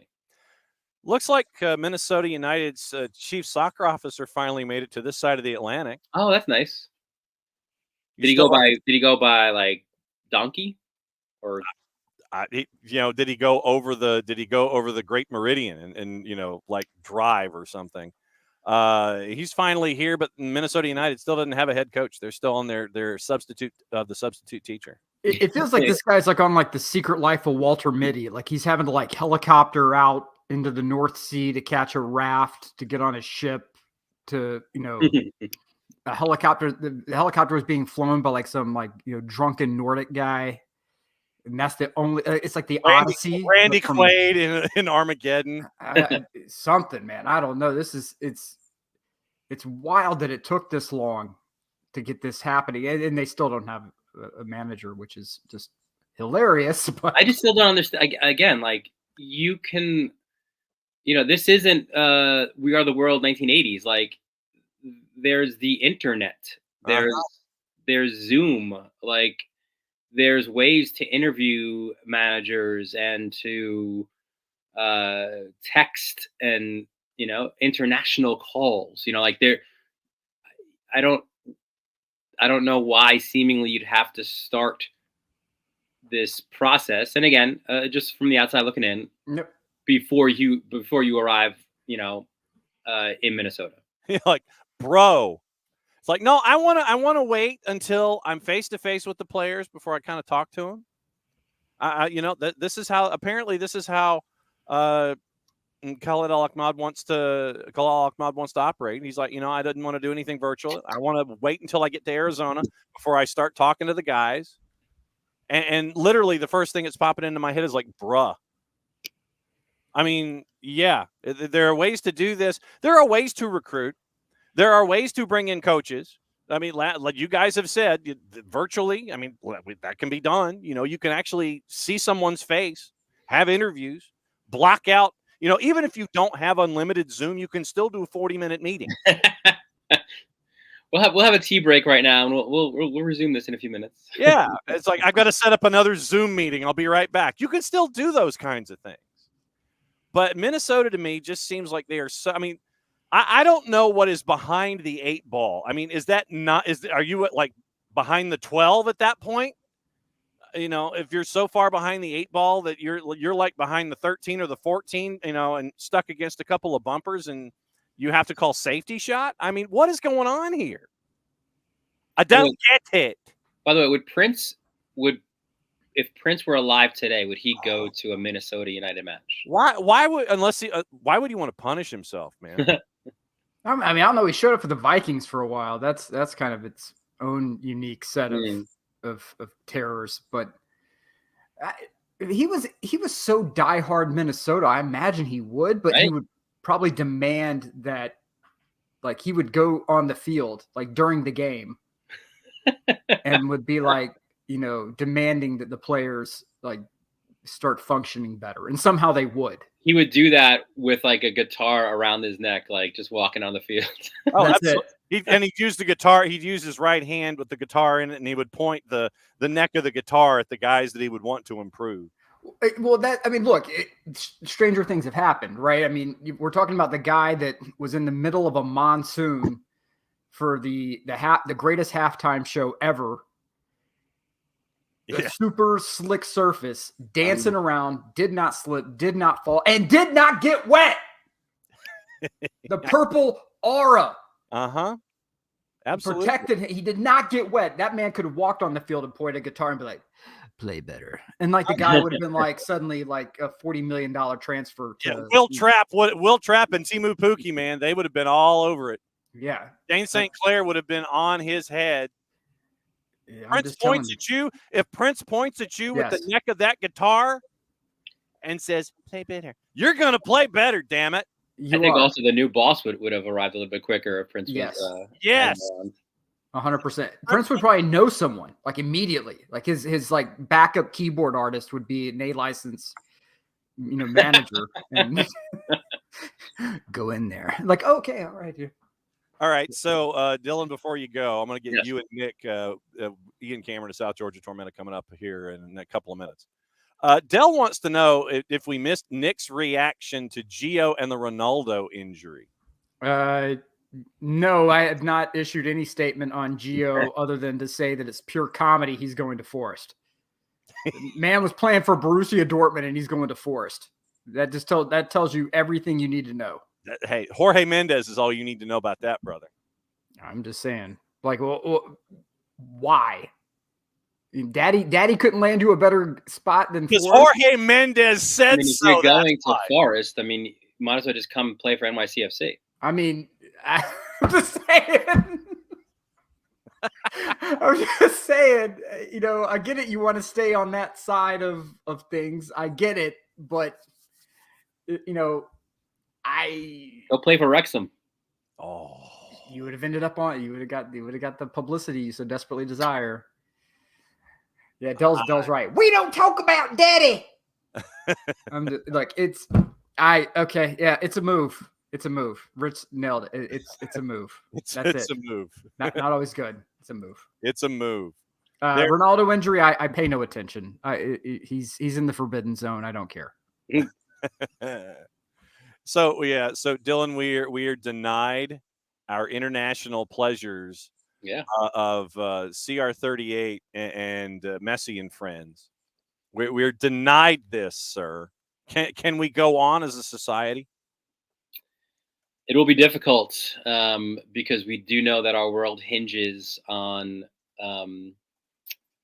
international friendlies played across the world. So we'll find a way to survive. Go to Netflix. That's what I've done. So there you go. See, and that's how you end up doing the best work here on a Wall Pass Wednesday is steering viewing habits in the proper direction. I also binged the show Beef. I saw it winning all of these awards, and I was like, "What's up with this show?" So, I know not of this Beef. So. I know of it. I've been reluctant to watch it. So what you're saying is I should watch the show Beef then. Am I giving it the Butler thumbs up? It was interesting. It wasn't my favorite show of all time, but good kind of twists and turns. All right. I just know now to avoid road rage. That's the moral of the story. Okay. Well, that's especially down here in Atlanta. It can I-285 can turn to Mad Max Fury Road very quickly. You ain't kidding. Except instead of soaking the Cross Bronx Expressway. yeah. Oh my God. Yeah, traveling out to Paramus Mall, it can get pretty crazy. All right. Toyota Tercel will run you off the road. Yes. All right, Dylan, what's going on at Varsity Media, OSDB, and MLS Soccer? Yeah, OSDB still counting down to the start of the year, and this past week we had a little bit on the crew. Can they run it back? And that was this past Monday story. And this upcoming Monday will be about the aforementioned Messi and friends, and sort of this win now or that's it, right? Kind of looking a lot like some of these like NBA teams where you just get like all these dudes together and like try to win a championship. And we'll see if they're able to do that. So that's that. And then I have Sunday. I've got another Catholic basketball showdown. It's St. Francis Prep St. Raymond's, which should be fun. Every game that I've kind of handpicked a lot of these games. I've had back-to-back overtime games. There you go. This past week I had a double overtime game. So this will be 4:30 on Sunday. Varsity Media on the YouTubes, and being the great guy that I am, bringing the crew out for dinner at the Pine Restaurant in the Bronx. One of the better Italian, not on Arthur Avenue, but one of the better Italian restaurants in the Bronx. So that is absolutely strong. See, now when those Frankie and Johnny's Pine Restaurant. Okay, yeah. So now when we make our sojourn to Dylan Butler Estates, you need to direct us in all these directions and be our food tour guide when it comes to this kind of stuff. I'm on it. All right, Dylan, appreciate you. We'll see you next week. All right, boys. All right, later. There goes Dylan. And so being incredibly punctual as head coaches are, literally the 10:30 appointment with Ian Cameron, coach was in the green room early. So basically the way it works for Ian, and we'll catch up with him and find out about South Georgia Tormenta as they get ready for training camp. He's on the Tom Coughlin scale. If you're 5 minutes early, you're on time. if you're on time, you're late, and if you're late, we're locking the door behind, and so you can't come in. There we go. So because he's here, and it's and I was trying to filibuster till 10:30 exactly, but forget about it. Ian Cameron, head coach of South Georgia Tormenta, coming in before you guys get to camp. Coach, welcome. Good morning. Good morning. It is John. It is Nick hanging out with you. You got training camp tomorrow, sir. What's the off season been like? Oh, the off season is a long and dark and treacherous period. Only able to get through it with the light of a new season. You get to the end of the season and you feel like you need the rest, and then after about 2 weeks you want to get back on the field and get working. So, it's a great time with family and Christmas and all those things. But we are made to work, and we're excited to get back at it. No doubt about it. Nick, Free, and Cameron. So you got the season right around the corner. What's the thing so far with the team that you've been most impressed with? Well, we've not had a whole lot of time with the new CBA. We don't spend a whole ton of time with the guys prior to Feb 1. But I think as an organisation, it's a rebuild year. We've got a lot of fresh faces for a lot of new guys, and their level of communication has been really good so far. Their intent to come into the market early, get training together early, all those things you can't choreograph that. You can't put demands on that. You're certainly pretty positive when you see it happening, and it gives you hope. It gives you it gives you that kind of credibility with the boys that they know what's required right now. And once we get together tomorrow, then we'll hit the ground running, hopefully. What was the biggest lesson that you and the staff took from the 2023 season that you're applying to all of your conversations getting ready for Feb 1? What was the biggest lesson that you learned last year about yourselves and the team to get you ready for the 24 season in one of the toughest leagues around? Well, look, I think I've said this to you before a few times. Our staff are in our infancy as coaches, so there's always things that we learn about ourselves, about coaching, about how to navigate a season that you build upon. I think in terms of the actual output and performance from last year, there's certain game model aspects of our team that were just short of expectations in terms of the amount of goals we conceded, and then our aptitude on either end on set pieces. Those are big parts of a game model that we weren't a top team in. I think we had enough goals in us. I think we had enough possession. I think we had enough creativity. But those domains weren't strong enough. And part of that was bad luck and so forth. Part of that was structure. But part of that is by design, and it's the parts that we recognise are by design in terms of the qualities and aspects of the group dynamic that we have to be able to manage those different kind of game model parts.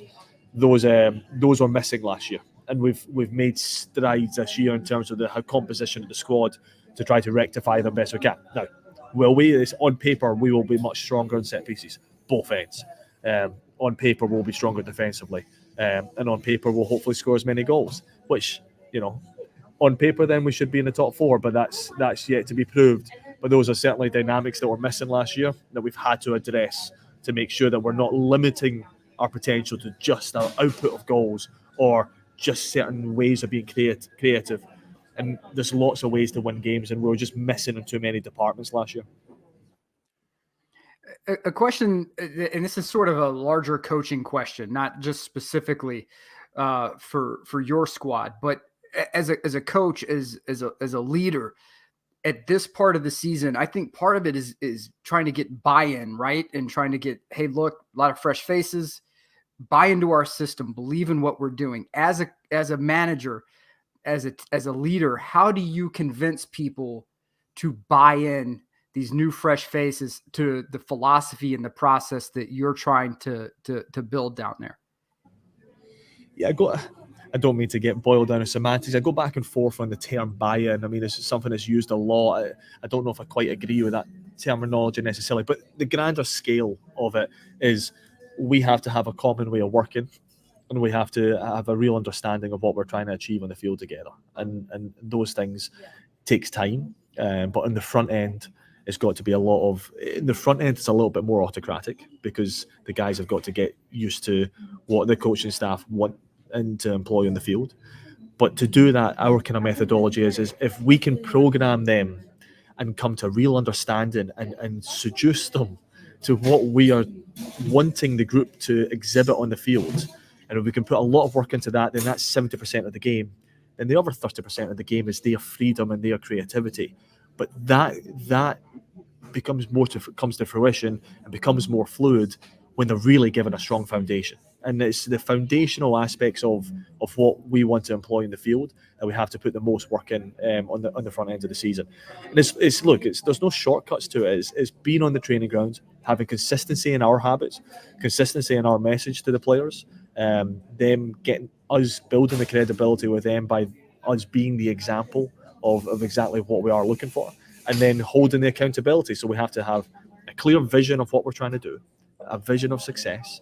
We have to define all the processes and the boys to learn the processes that are put in place to achieve that vision.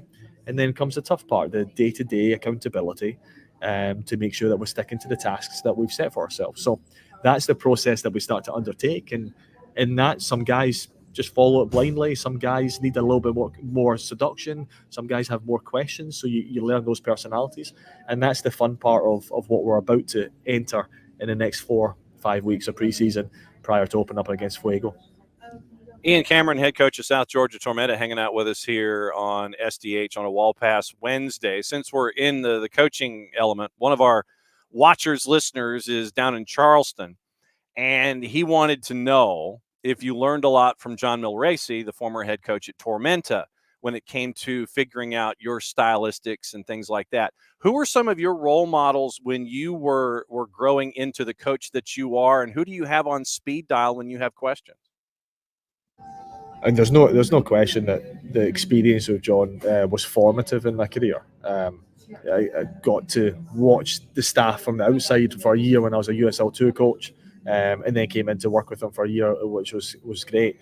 I think in terms of my game model and what I like to see employed in the field, I think the origins of that come from a much younger age. Come probably from my father. And my family in general, and we're quite a big football family. My dad was a pro football player. My sister was a very good player. My sister and I played together from a very young age every week. So we have certain dynamics that as a family are just integral to the way that we see the game. Not all the same, but for the most part, those foundations came there. And I think what the biggest journey I've taken when I've worked with Brad Russo at Mercer University, when I've worked with John, when I've leaned on Darren and Nitra in terms of this organisation, is becoming a coach and becoming a manager. I think the football ideology side, I'm not saying this is right or wrong, but is that the stylistic side is I'm quite insular when it comes to that, and I have quite a clear ideology in my head. Not the right ideology, not the wrong one, but I've always had that, and it's been ingrained in me from my upbringing and my formative experiences playing football as a young man. But the learning to become a manager, the learning to how to run an organisation, how to create the environment conducive to a high performance environment, those are learned experiences, and I've got great knowledge from working with Brad. To give an example, somebody I greatly admire that's been in our leagues who stylistically were very different. And I mean, very different. But in terms of organisation, I thought Jay Mims at Omaha was outstanding. And I solicited his advice quite recently in a Zoom call prior to him joining the Memphis organisation to kind of learn from how he builds a team and so forth. Now, what we do a game model is different. But in terms of, there's so many coaches in this country that you can really learn from, both from afar and from close, on just how they run the operation. What you do in the tactics on the field, that's idiosyncratic. But how you run an organisation, I think there's so much commonality in the top people and how they do that us as a young staff, we're still trying to learn, and that's where we're trying to steal ideas left, right, and centre. Nick, go for it. No, I think I'm kind of at a pause there because I think that's such a great answer, right? how far back you can draw these experiences that season, everything that you're doing today, and the sort of growth model that you've put into place. For me, it's fascinating anytime you get an opportunity to talk to a manager, a leader of an organization, because it's interesting to hear sort of the genesis of how they became the person who they are, how they are today. And I think it's wonderful that you talk about how your family played a role in that, right? Your dad's success, your sister being a great footballer in her own right, and then you coming along and growing and developing with that as well. There's not even really a question of it. I think it's just important that when we talk about managers who are coming up in the game nowadays, just generally speaking, that it's not just this textbook mentality of this is how to be a football manager, but also like there's these other great experiences in life that you can bring in. And I think that it provides just this wealth and this depth of knowledge and experience that Ian, I love hearing you talk about. I think it's amazing. Well, just to piggyback off that real fast, if you don't mind, I think management is so rewarding and it's an amazing job, but it's so incredibly difficult in terms of the mental load. It affects your family, it affects everything you are, because it's just a 24/7 immersion in it. And I think within that, when you decide to do any sort of management in any field, in any industry, and you want to become a leader, if you're constantly there's lots of other really great ideas out there, and you're never disputing that. But if you're constantly a chameleon and trying to jump from one idea to another idea and steal this and steal that, then you can lose yourself, and it becomes very tough. So when the rainy day, you need some conviction, because if you don't have conviction in a way of playing or a style, or then it's really tough to begin with. So having conviction, right, wrong, and different, and what that is, can really give you that can get you through things. And you're going to stand in front of a group of 22 boys or girls and tell them, we're going to do something. You better have passion, and you better have conviction in your voice, and you better believe in a style and want something, because all of a sudden 20 years of your career could go by, and you're being somebody else. And if you're constantly trying to be somebody else, that'd be tiring. That'd be really tough. Now, that's not to say you don't steal stuff. You look at your circle of competency, I think, and say, okay, this is what I'm really good at. This is where my core strengths are. And then everything out of that circle, get other people to do it who are better than you, right? So I've got lots of people in here in my organization who know stuff I have no idea about, and I lean on them so heavily for stuff. And then my circle of competency, I think, is my ability on the field to teach people and to make them buy, to steal the phrase, to buy into what we are trying to do, to play in a common way. So I think you have to have a certain degree of narrow-mindedness and conviction in what you're doing, while still having awareness of what's outside of your scope and ability, and what you need to steal from either other people or other ideas. And it's the balancing act of that, of staying true to yourself, enjoying the product you have in the field, and then being smart enough to try to learn what else is out there that you don't quite grasp right now. And that's what you're constantly trying to do. Another couple of minutes here with Ian Cameron as he gets ready for training camp down there in Statesboro with South Georgia Tormenta in USL League One. You mentioned all of the new faces, and there's a lot of new faces. Just to give folks an idea as to who is out of contract and not returning: Arthur Boswa, Heckenberg, Dalton Knudsen, Deshaun Nemhard, Jake Dingler, Keziah Sterling, Kingsford Ajay, Makweli Akali, Pablo Hara, who's now in Richmond, TJ Bush, Toby Otieno. But you're bringing back Jackson Curry, Pedro Fonseca, Preston Kilwine, Nick Okoto, and you're adding some names. Daniel Steedman, a name that diehard Atlanta United folks remember from the draft.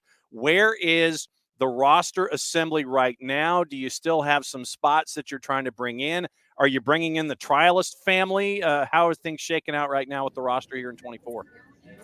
It's a mix of both. There's definitely a couple of spots that we're still assessing, and we have guys coming into pre-season to try to earn the right and for them to learn about our environment and see if it's the right place for them, and vice versa for us to see how do they fit in and with the way that we coach and so forth. So that's an ongoing process. In terms of the squad's composition and how we go about it, I think like everything in life, you look at the environment you have and you decide, okay, what's the right pieces for this environment? We're looking across the board, and as a coach, you're saying, okay, I'm watching Omaha sign these seasoned veterans from the championship. I'm watching Lexington and what they're doing. And they are blowing out the salary cap, man. And there's, they must be spending through the wazoo. But Darren's a phenomenal coach and has so many contacts that I don't have. So you can, again, the point I was making before, you could get lost in that and start chasing, okay, is their methodology right? We just try to stay, okay, what suits Tormenta FC?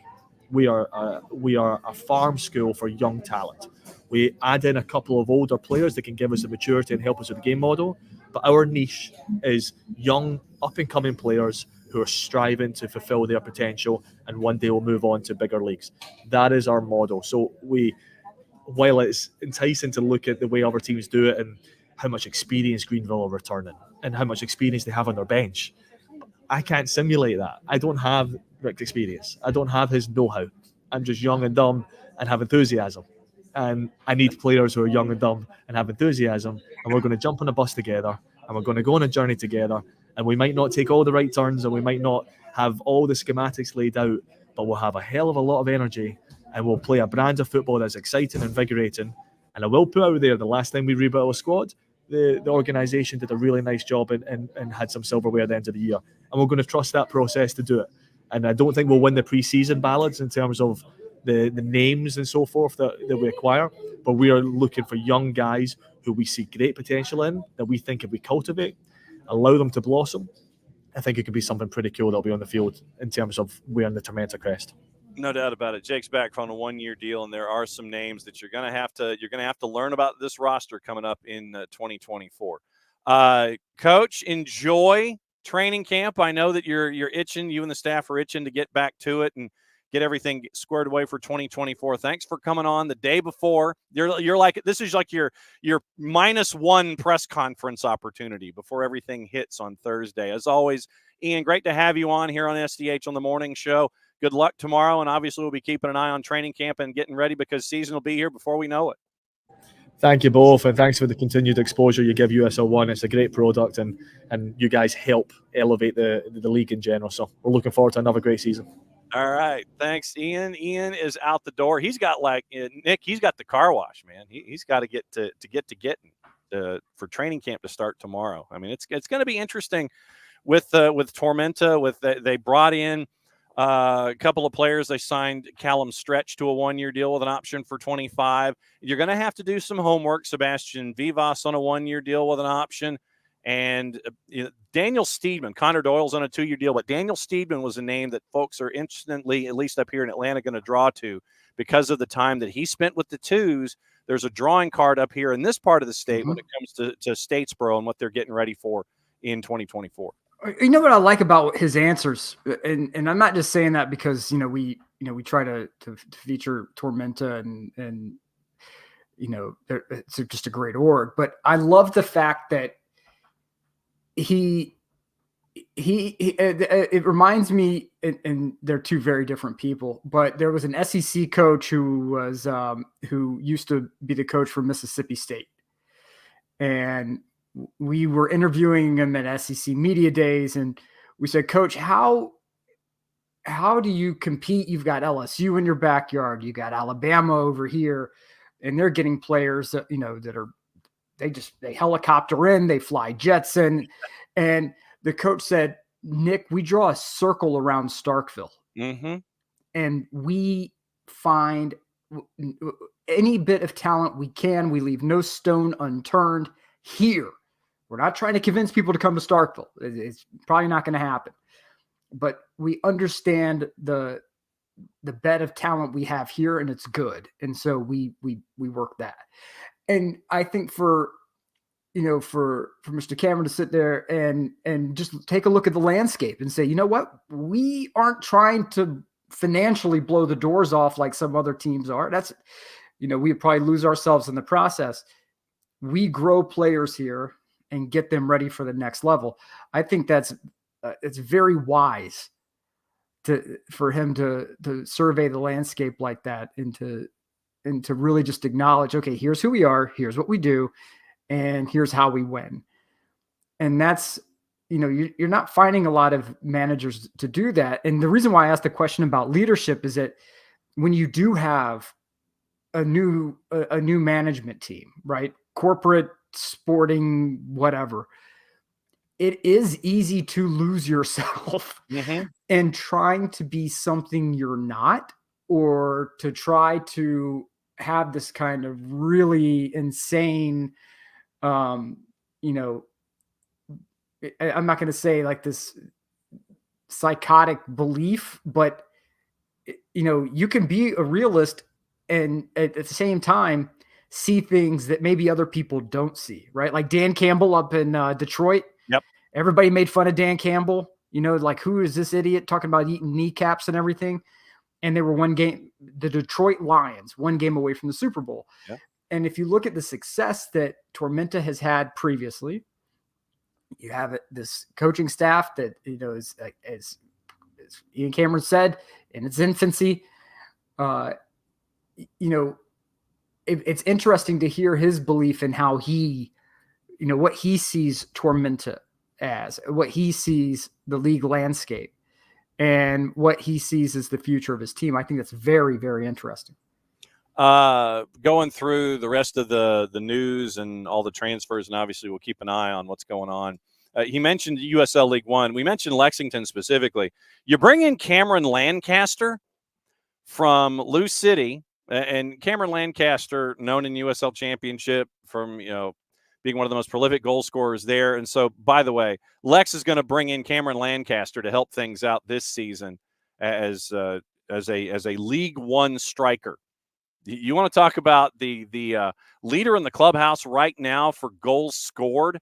I'd go with Cameron Lancaster right now in Lexington. Lexington probably going to be at the top end of the table when it comes to the GF category, goals for. You're going to see a lot about that. Gossip, rumor, and innuendo before we tell you what to watch, where to watch it. By the way, AFCON, the top 5 ranked teams on the continent did not make it out of the round of 16. All gone. Bye-bye. Round of 8. The top 5 ranked teams in Africa are not a part of it.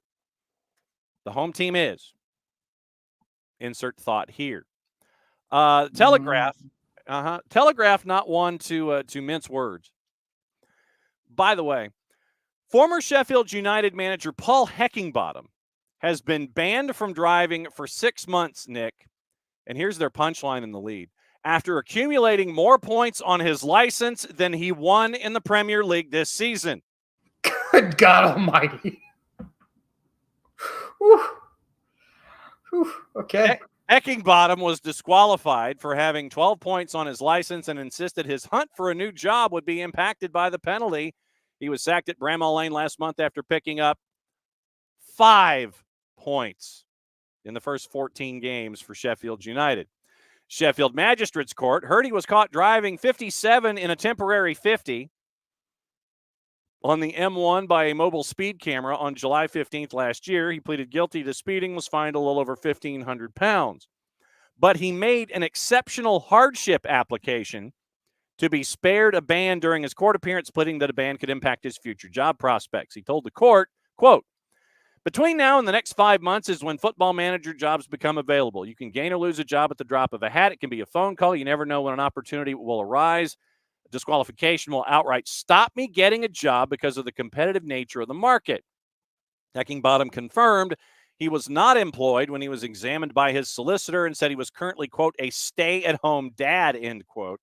He added that during January he'd been preparing for a new role in football. Sheffield United chief exec Steve Betts wrote a letter in his defense about how a driving ban would impact the manager's work. Heckingbottom further argued that a ban would keep him from supporting Weston Park Cancer Charity and from studying for a professional doctorate at Leeds Beckett. And he said, this would affect me the most. I've got 4 girls with my wife, and we share the load in raising our kids. All the after-school clubs, school runs, GCSE studies, it's down to me and Claire that we are available to pick them up after school. But I think the Telegraph gets the line of the day. Paul Heckingbottom banned for driving 6 months after getting more points on his license than he won in the Premier League. So points to the Telegraph today. Gossip, rumor, and innuendo on apparently the Andretti bid to join Formula One by 2026 has been rejected for those of you that follow Formula One. PSG could revive their interest in Marcus Rashford. Spurs, according to the three-letter paper, are considering a £50 million move for Dominic Solanke. It's going to be a tough question for Bill Foley in that front office. I don't think Andoni Iraola is going to want that to happen if Bournemouth is going to stay up. Spurs may also make a late bid to sign Conor Gallagher from Chelsea. Chelsea doesn't seem to be interested. The market is looking at 45 to 50 million pounds. Fulham want Armando Broja, but are yet to get close to the 50 million pound valuation. Wolves are also interested. Chelsea willing to sell to raise funds for a new striker. West Ham keen to replace Said Benrahma by signing Jota from Al Ittihad. The Hammers rejecting interest from Wolves and Crystal Palace for Danny Ings. Villa have agreed to a 16 million pound deal for Middlesbrough English winger Morgan Rogers. Liverpool could move for Fulham defender Tosin Adarabioyo this summer. Juve and Moise Kean has had a proposed loan move to Atletico Madrid collapse because of fitness issues. We talked about that yesterday, Nick. Fitness issues. Yep, fitness issues. We thought it was a knee injury, which was what the discussion was, but now today, according to the four-letter, it is fitness issues. Fitness issues. A professional soccer player who is clearly in shape, not like the Hamburglar. No. But a player who's clearly in shape is now experiencing fitness issues. Ladies and gentlemen, what did we talk about yesterday? The medical is where deals go to die. Find a reason. Just find it. Find something. And you're not going to have a lot of teams push back on that because they don't want to burn a future business partner down the road. So what they say is, all right, okay, we see you. All right. Yeah, sure. Okay, yeah. And they say what they say. All I'm putting out there is that if you there's no such thing as a free lunch, as former Coucholand podcaster David Amayal used to say. Like you're paying agents, you're doing fees here, fees there. There's no such thing as a free transfer, and nothing is done until the player is holding the shirt. Correct. That's it. Anything before that, you have up until the medical to change your mind. The player's in this town. Okay, great. The player's going to sign. All right, awesome. The player's going to have a medical review. Something happened in the medical review. Of course it did. Somebody got rubbed the wrong way. Something changed. The deal was off the table.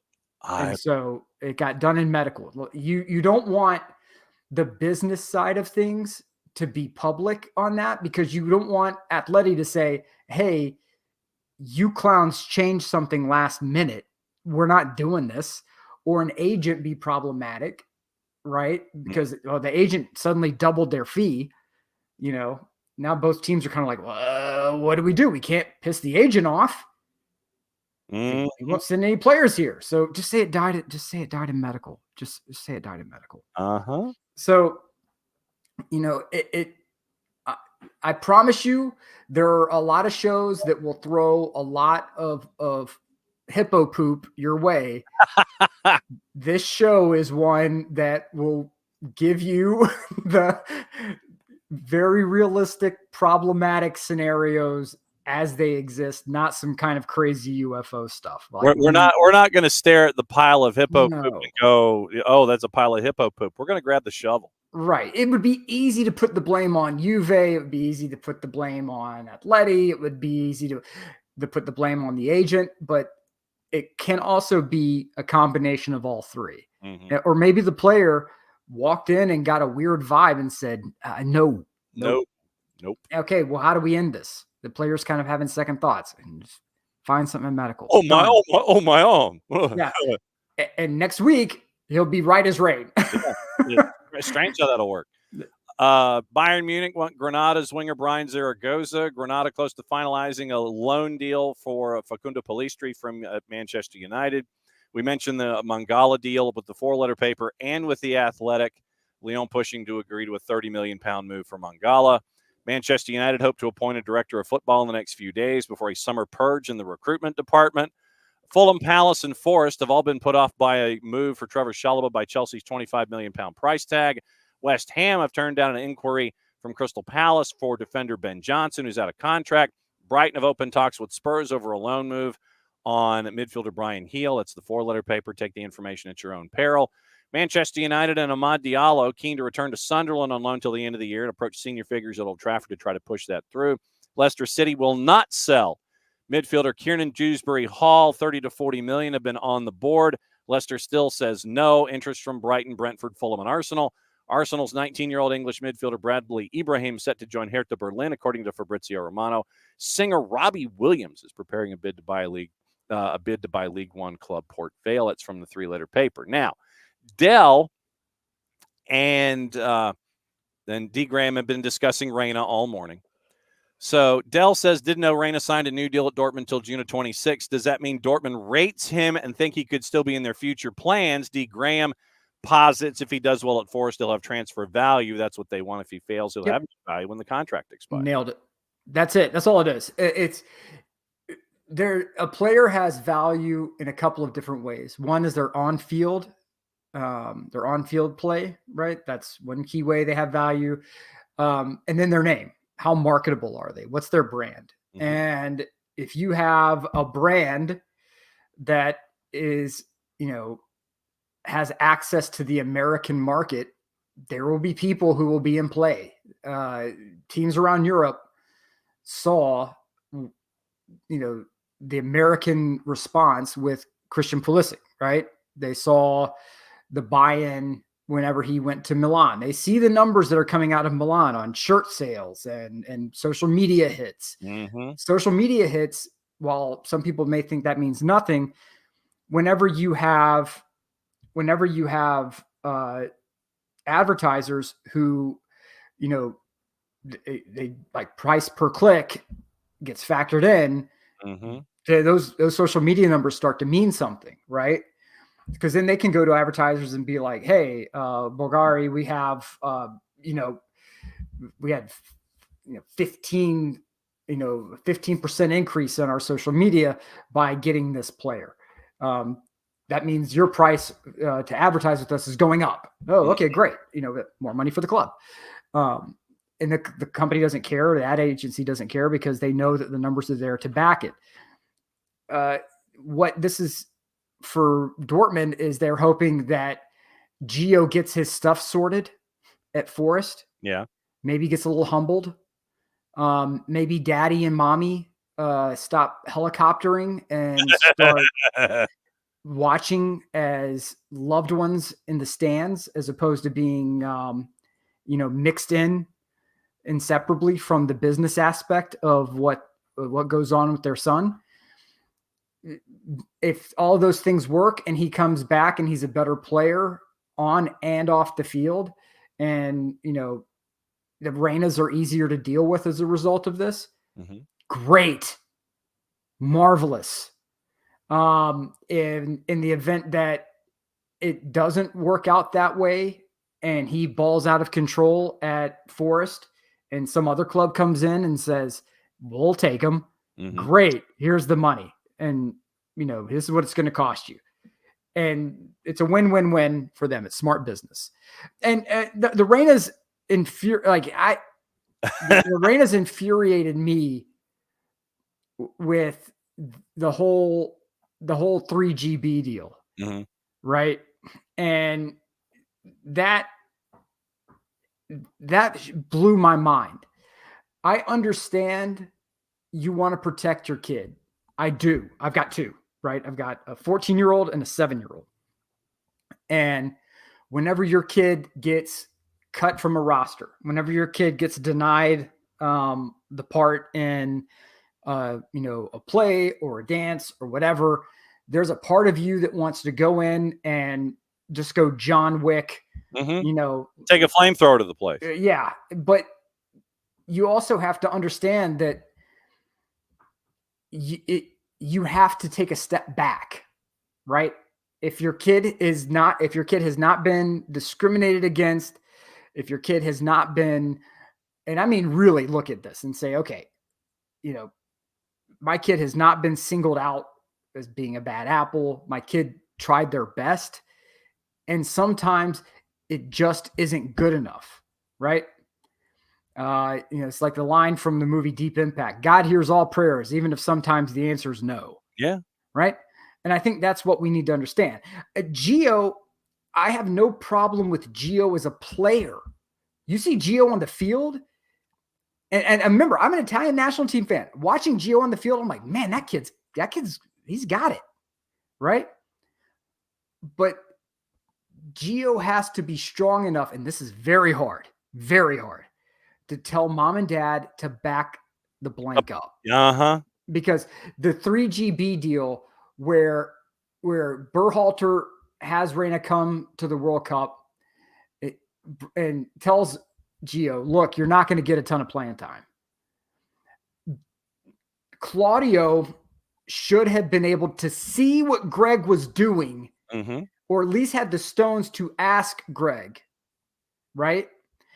To sit there and say, Greg, buddy, we've played together for a long time. We're friends.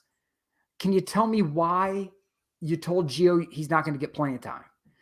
And if Greg says, Claudio, because if I bring him along and we have injuries or whatever, he's good enough to play. I have no doubt about it.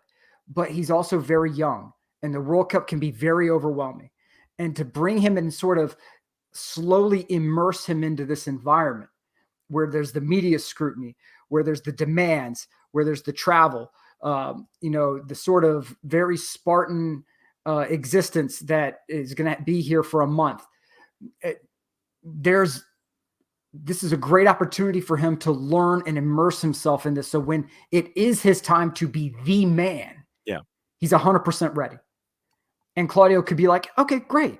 I don't like it, but okay. That's not what happened. Instead, Claudio and his wife tried to burn U.S. soccer to the ground. Yeah. Right? You tried to burn a federation to the ground over your son's playing time. That's why I have beef with the Reinas, right? And that's with mom and dad. Yeah. Not with Gio. But Gio has to start pulling himself and being just Gio. I'm just Gio. Like he has to have his own I'm Just Ken song. Yes. To say, okay, this is who I am. Superhero still with all of the flowy columns from behind and the Superman punch, and you freeze frame the video and I'm just Gio freeze. Right. And I think that can be the case, but when your parents tried to burn down a federation, nothing in today's world happens in a vacuum. Yeah. Right. That's the one thing, like all of us who are in our 40s are like, thank Jesus social media didn't exist when we were kids. Because God help us all. But today's generation doesn't have that luxury. So when something like this happens on the scale that it happens, everyone takes notice. So when Gio's parents show up at Borussia Dortmund's headquarters, right? It's not just, Gio's parents came to visit him and give him some strength and support their boy. No, automatically, rightly or wrongly, the narrative is Gio's parents are meddling. And whether it's true or not, it has a weight, right? It has a weight. Yeah. And that's not something Dortmund wants. That's not something that a lot of clubs want. They want Gio the player. They don't want the circus. So Gio has to separate himself from the circus. Mom, dad, go back to New York. Please. I'm fine. I'm a big boy. I'll survive. And when I need support and help, I will call you and we'll talk privately on the phone. I don't need somebody reaching out to management. I don't need somebody reaching out to somebody else. I'm gonna make it on my own. So that's the issue I have. I think Fiorentina was interested in Gio. Dell asked if Fiorentina was seriously interested. I think they were. Rocco Camiso, again, being an American, has no problem bringing American players in. Again, everyone saw the numbers that Milan generated because all that went public, what their social media spike was, the shirt sale spike, the level of interest from America in Milan. Every other team sees that and goes, oh, wait a damn minute. And so when you have somebody who was largely raised in America, like Rocco Camiso, he understands blah, blah, blah, blah, blah, money. So any amount that they would spend on Gio's salary or any sort of loan fees would be recouped with the insane number of Reina jerseys in Viola. So I think they were seriously interested. And his new daddy is Matt Turner. Yeah. We got all of that. So also, I'm trying to think if there's anything else that we missed while we were gone. I think we're okay. I think we got everything. Oh, what to watch. Hello. Before we go, here's what to watch. Spurs and Brentford at 2:30 from Spurs Stadium. That's on USA Network. ESPN Deportes has La Liga doubleheader. Barcelona, Osasuna, Atletico Madrid, Rayo Vallecano. Deadline show is tomorrow on Peacock with Sky. So February 1st from noon until 7 on Peacock, they're simulcasting the Sky deadline show. 2 to NA tonight, Pumas and Necaxa. Universo simulcasting the Premier League match. DAZN USA Women's Champions League, 3 matches. One at 12:45 involving Lyon, Barca, Benfica, Eintracht Frankfurt, Rosengard at 3. On the Plus, once again, the doubleheader that's on Deportes, but it's on the Plus. German Cup at 2:45 with Hertha Berlin. Belgian Pro League at 3. Golasso Network has had Bahrain and Japan already. An Asian Cup, Iran and Syria underway in the first half. Baraka Central River Plate tonight at 7:30 in the Argentine Primera. And Paramount Plus, same on the Asian Cup. 5 games in the Argentine Primera. Argentinos Juniors at 3. Defensa y Justicia Platense at 3. San Lorenzo's on at 5:15. Racing Clubs at 6. Baraka Central River Plate's at 7:30. Peacock simulcasting the other 2 matches. Running the other 2 matches in the Premier League, Man City, Burnley, Liverpool, Chelsea, and VIX has Pachuca and Atlas at 10 o'clock. Reminder, I think game of the day is Liverpool and Chelsea, unless you just want to continue to watch the madness that is Asia Cup and things like that. Reminder, once again, after the match, I think it's at 3 o'clock on Saturday afternoon in Athens, 6 to 8, Creature Comforts Brewing in Athens, the post-game show with, I know Maddie will be there, Jason will be there, and we will hope that you will be there too, where we will talk about things with Memphis 901 having come to town and Atlanta United once again filling out the University of Georgia soccer stadium. Quick note on the University of Georgia. We got a notice yesterday that one of the greatest, and I am not being hyperbolic when I say this, one of the greatest sports information director, communication, athletic directors ever in the history of ever is retiring. Claude Felton at the University of Georgia. And Claude has been active with the University of Georgia since the 70s. He's been at it he went from Georgia Southern to Georgia in the late 70s. Tony Barnhart's got a great story up on what's left of SI.com about Claude. If you were to ask anybody in the Southeastern Conference, and frankly, anybody in COSIDA, the organization that is the Sports Information Directors Association, who would be in a Hall of Fame, Claude Felton would be a first ballot Hall of Famer, 100% of the vote. Claude Felton is a man among men. He's a great guy. He's fantastic at what he does with sports information, but he's a tremendous person as well. And to have been in the same circles with Claude as much as we have in our other lives and things like that, I can't say anything. I give the highest praise to Claude Felton, a tremendous gentleman in college football, in addition to a tremendous communicator and someone who is right there for the University of Georgia, right at the forefront of all of their work, and the staff and all the individuals that he has mentored along the way and that are a part of his staff now. Blakos and Hicks and Mobley and all of those folks that I used to hang out with. Claude Felton, man among men, tremendous Hall of Famer, retiring just well-earned retirement, and may every fish you catch be a record setter the next time out when you cast your line. So is there anything else that we forgot before we go? I don't think so. Don't be problematic in your business dealings. Yes. I think that's a big thing. Yeah, exactly. That's definitely true. Great to have Dylan Butler on. Great to have Ian Cameron on. The day before training camp kicks in, February 1st in USL League One for South Georgia Tormenta, and it was once again great to catch up with them. And big ups to Noah Schroyer for settling that one before they got to the field on February 1st. So thanks to all of you guys. We'll be back at it again 9:05 tomorrow morning. Nico Moreno joining us at 10:30. I think the show will be from Auburn. Might be a date night for me and the boss. So it'll be from a hotel room in Auburn on tomorrow. And then back here on Friday. Once again, high school soccer season starts on the 6th with Peachtree Ridge and Parkview on the Tuesday night throwdown. We'll be there for that from the Big Orange Jungle, and that will kick off our season. We're getting all of our dates squared away. February is pretty much locked in, and we're going to have some fun a lot of the season with high school soccer, and hopefully with some other things as we go down the line. And it's going to be a great broadcast season here at SDH, and we might have some announcements coming up in short order. So, Nick, send us home. Until next time, everybody, don't step on down power lines. Don't be problematic in your business dealings. And if it doesn't apply, scroll on by. Do not let the rage merchants win. And until next time, everyone, obediently yours, Orson Welles. What he said. Back at it 9:05 tomorrow morning.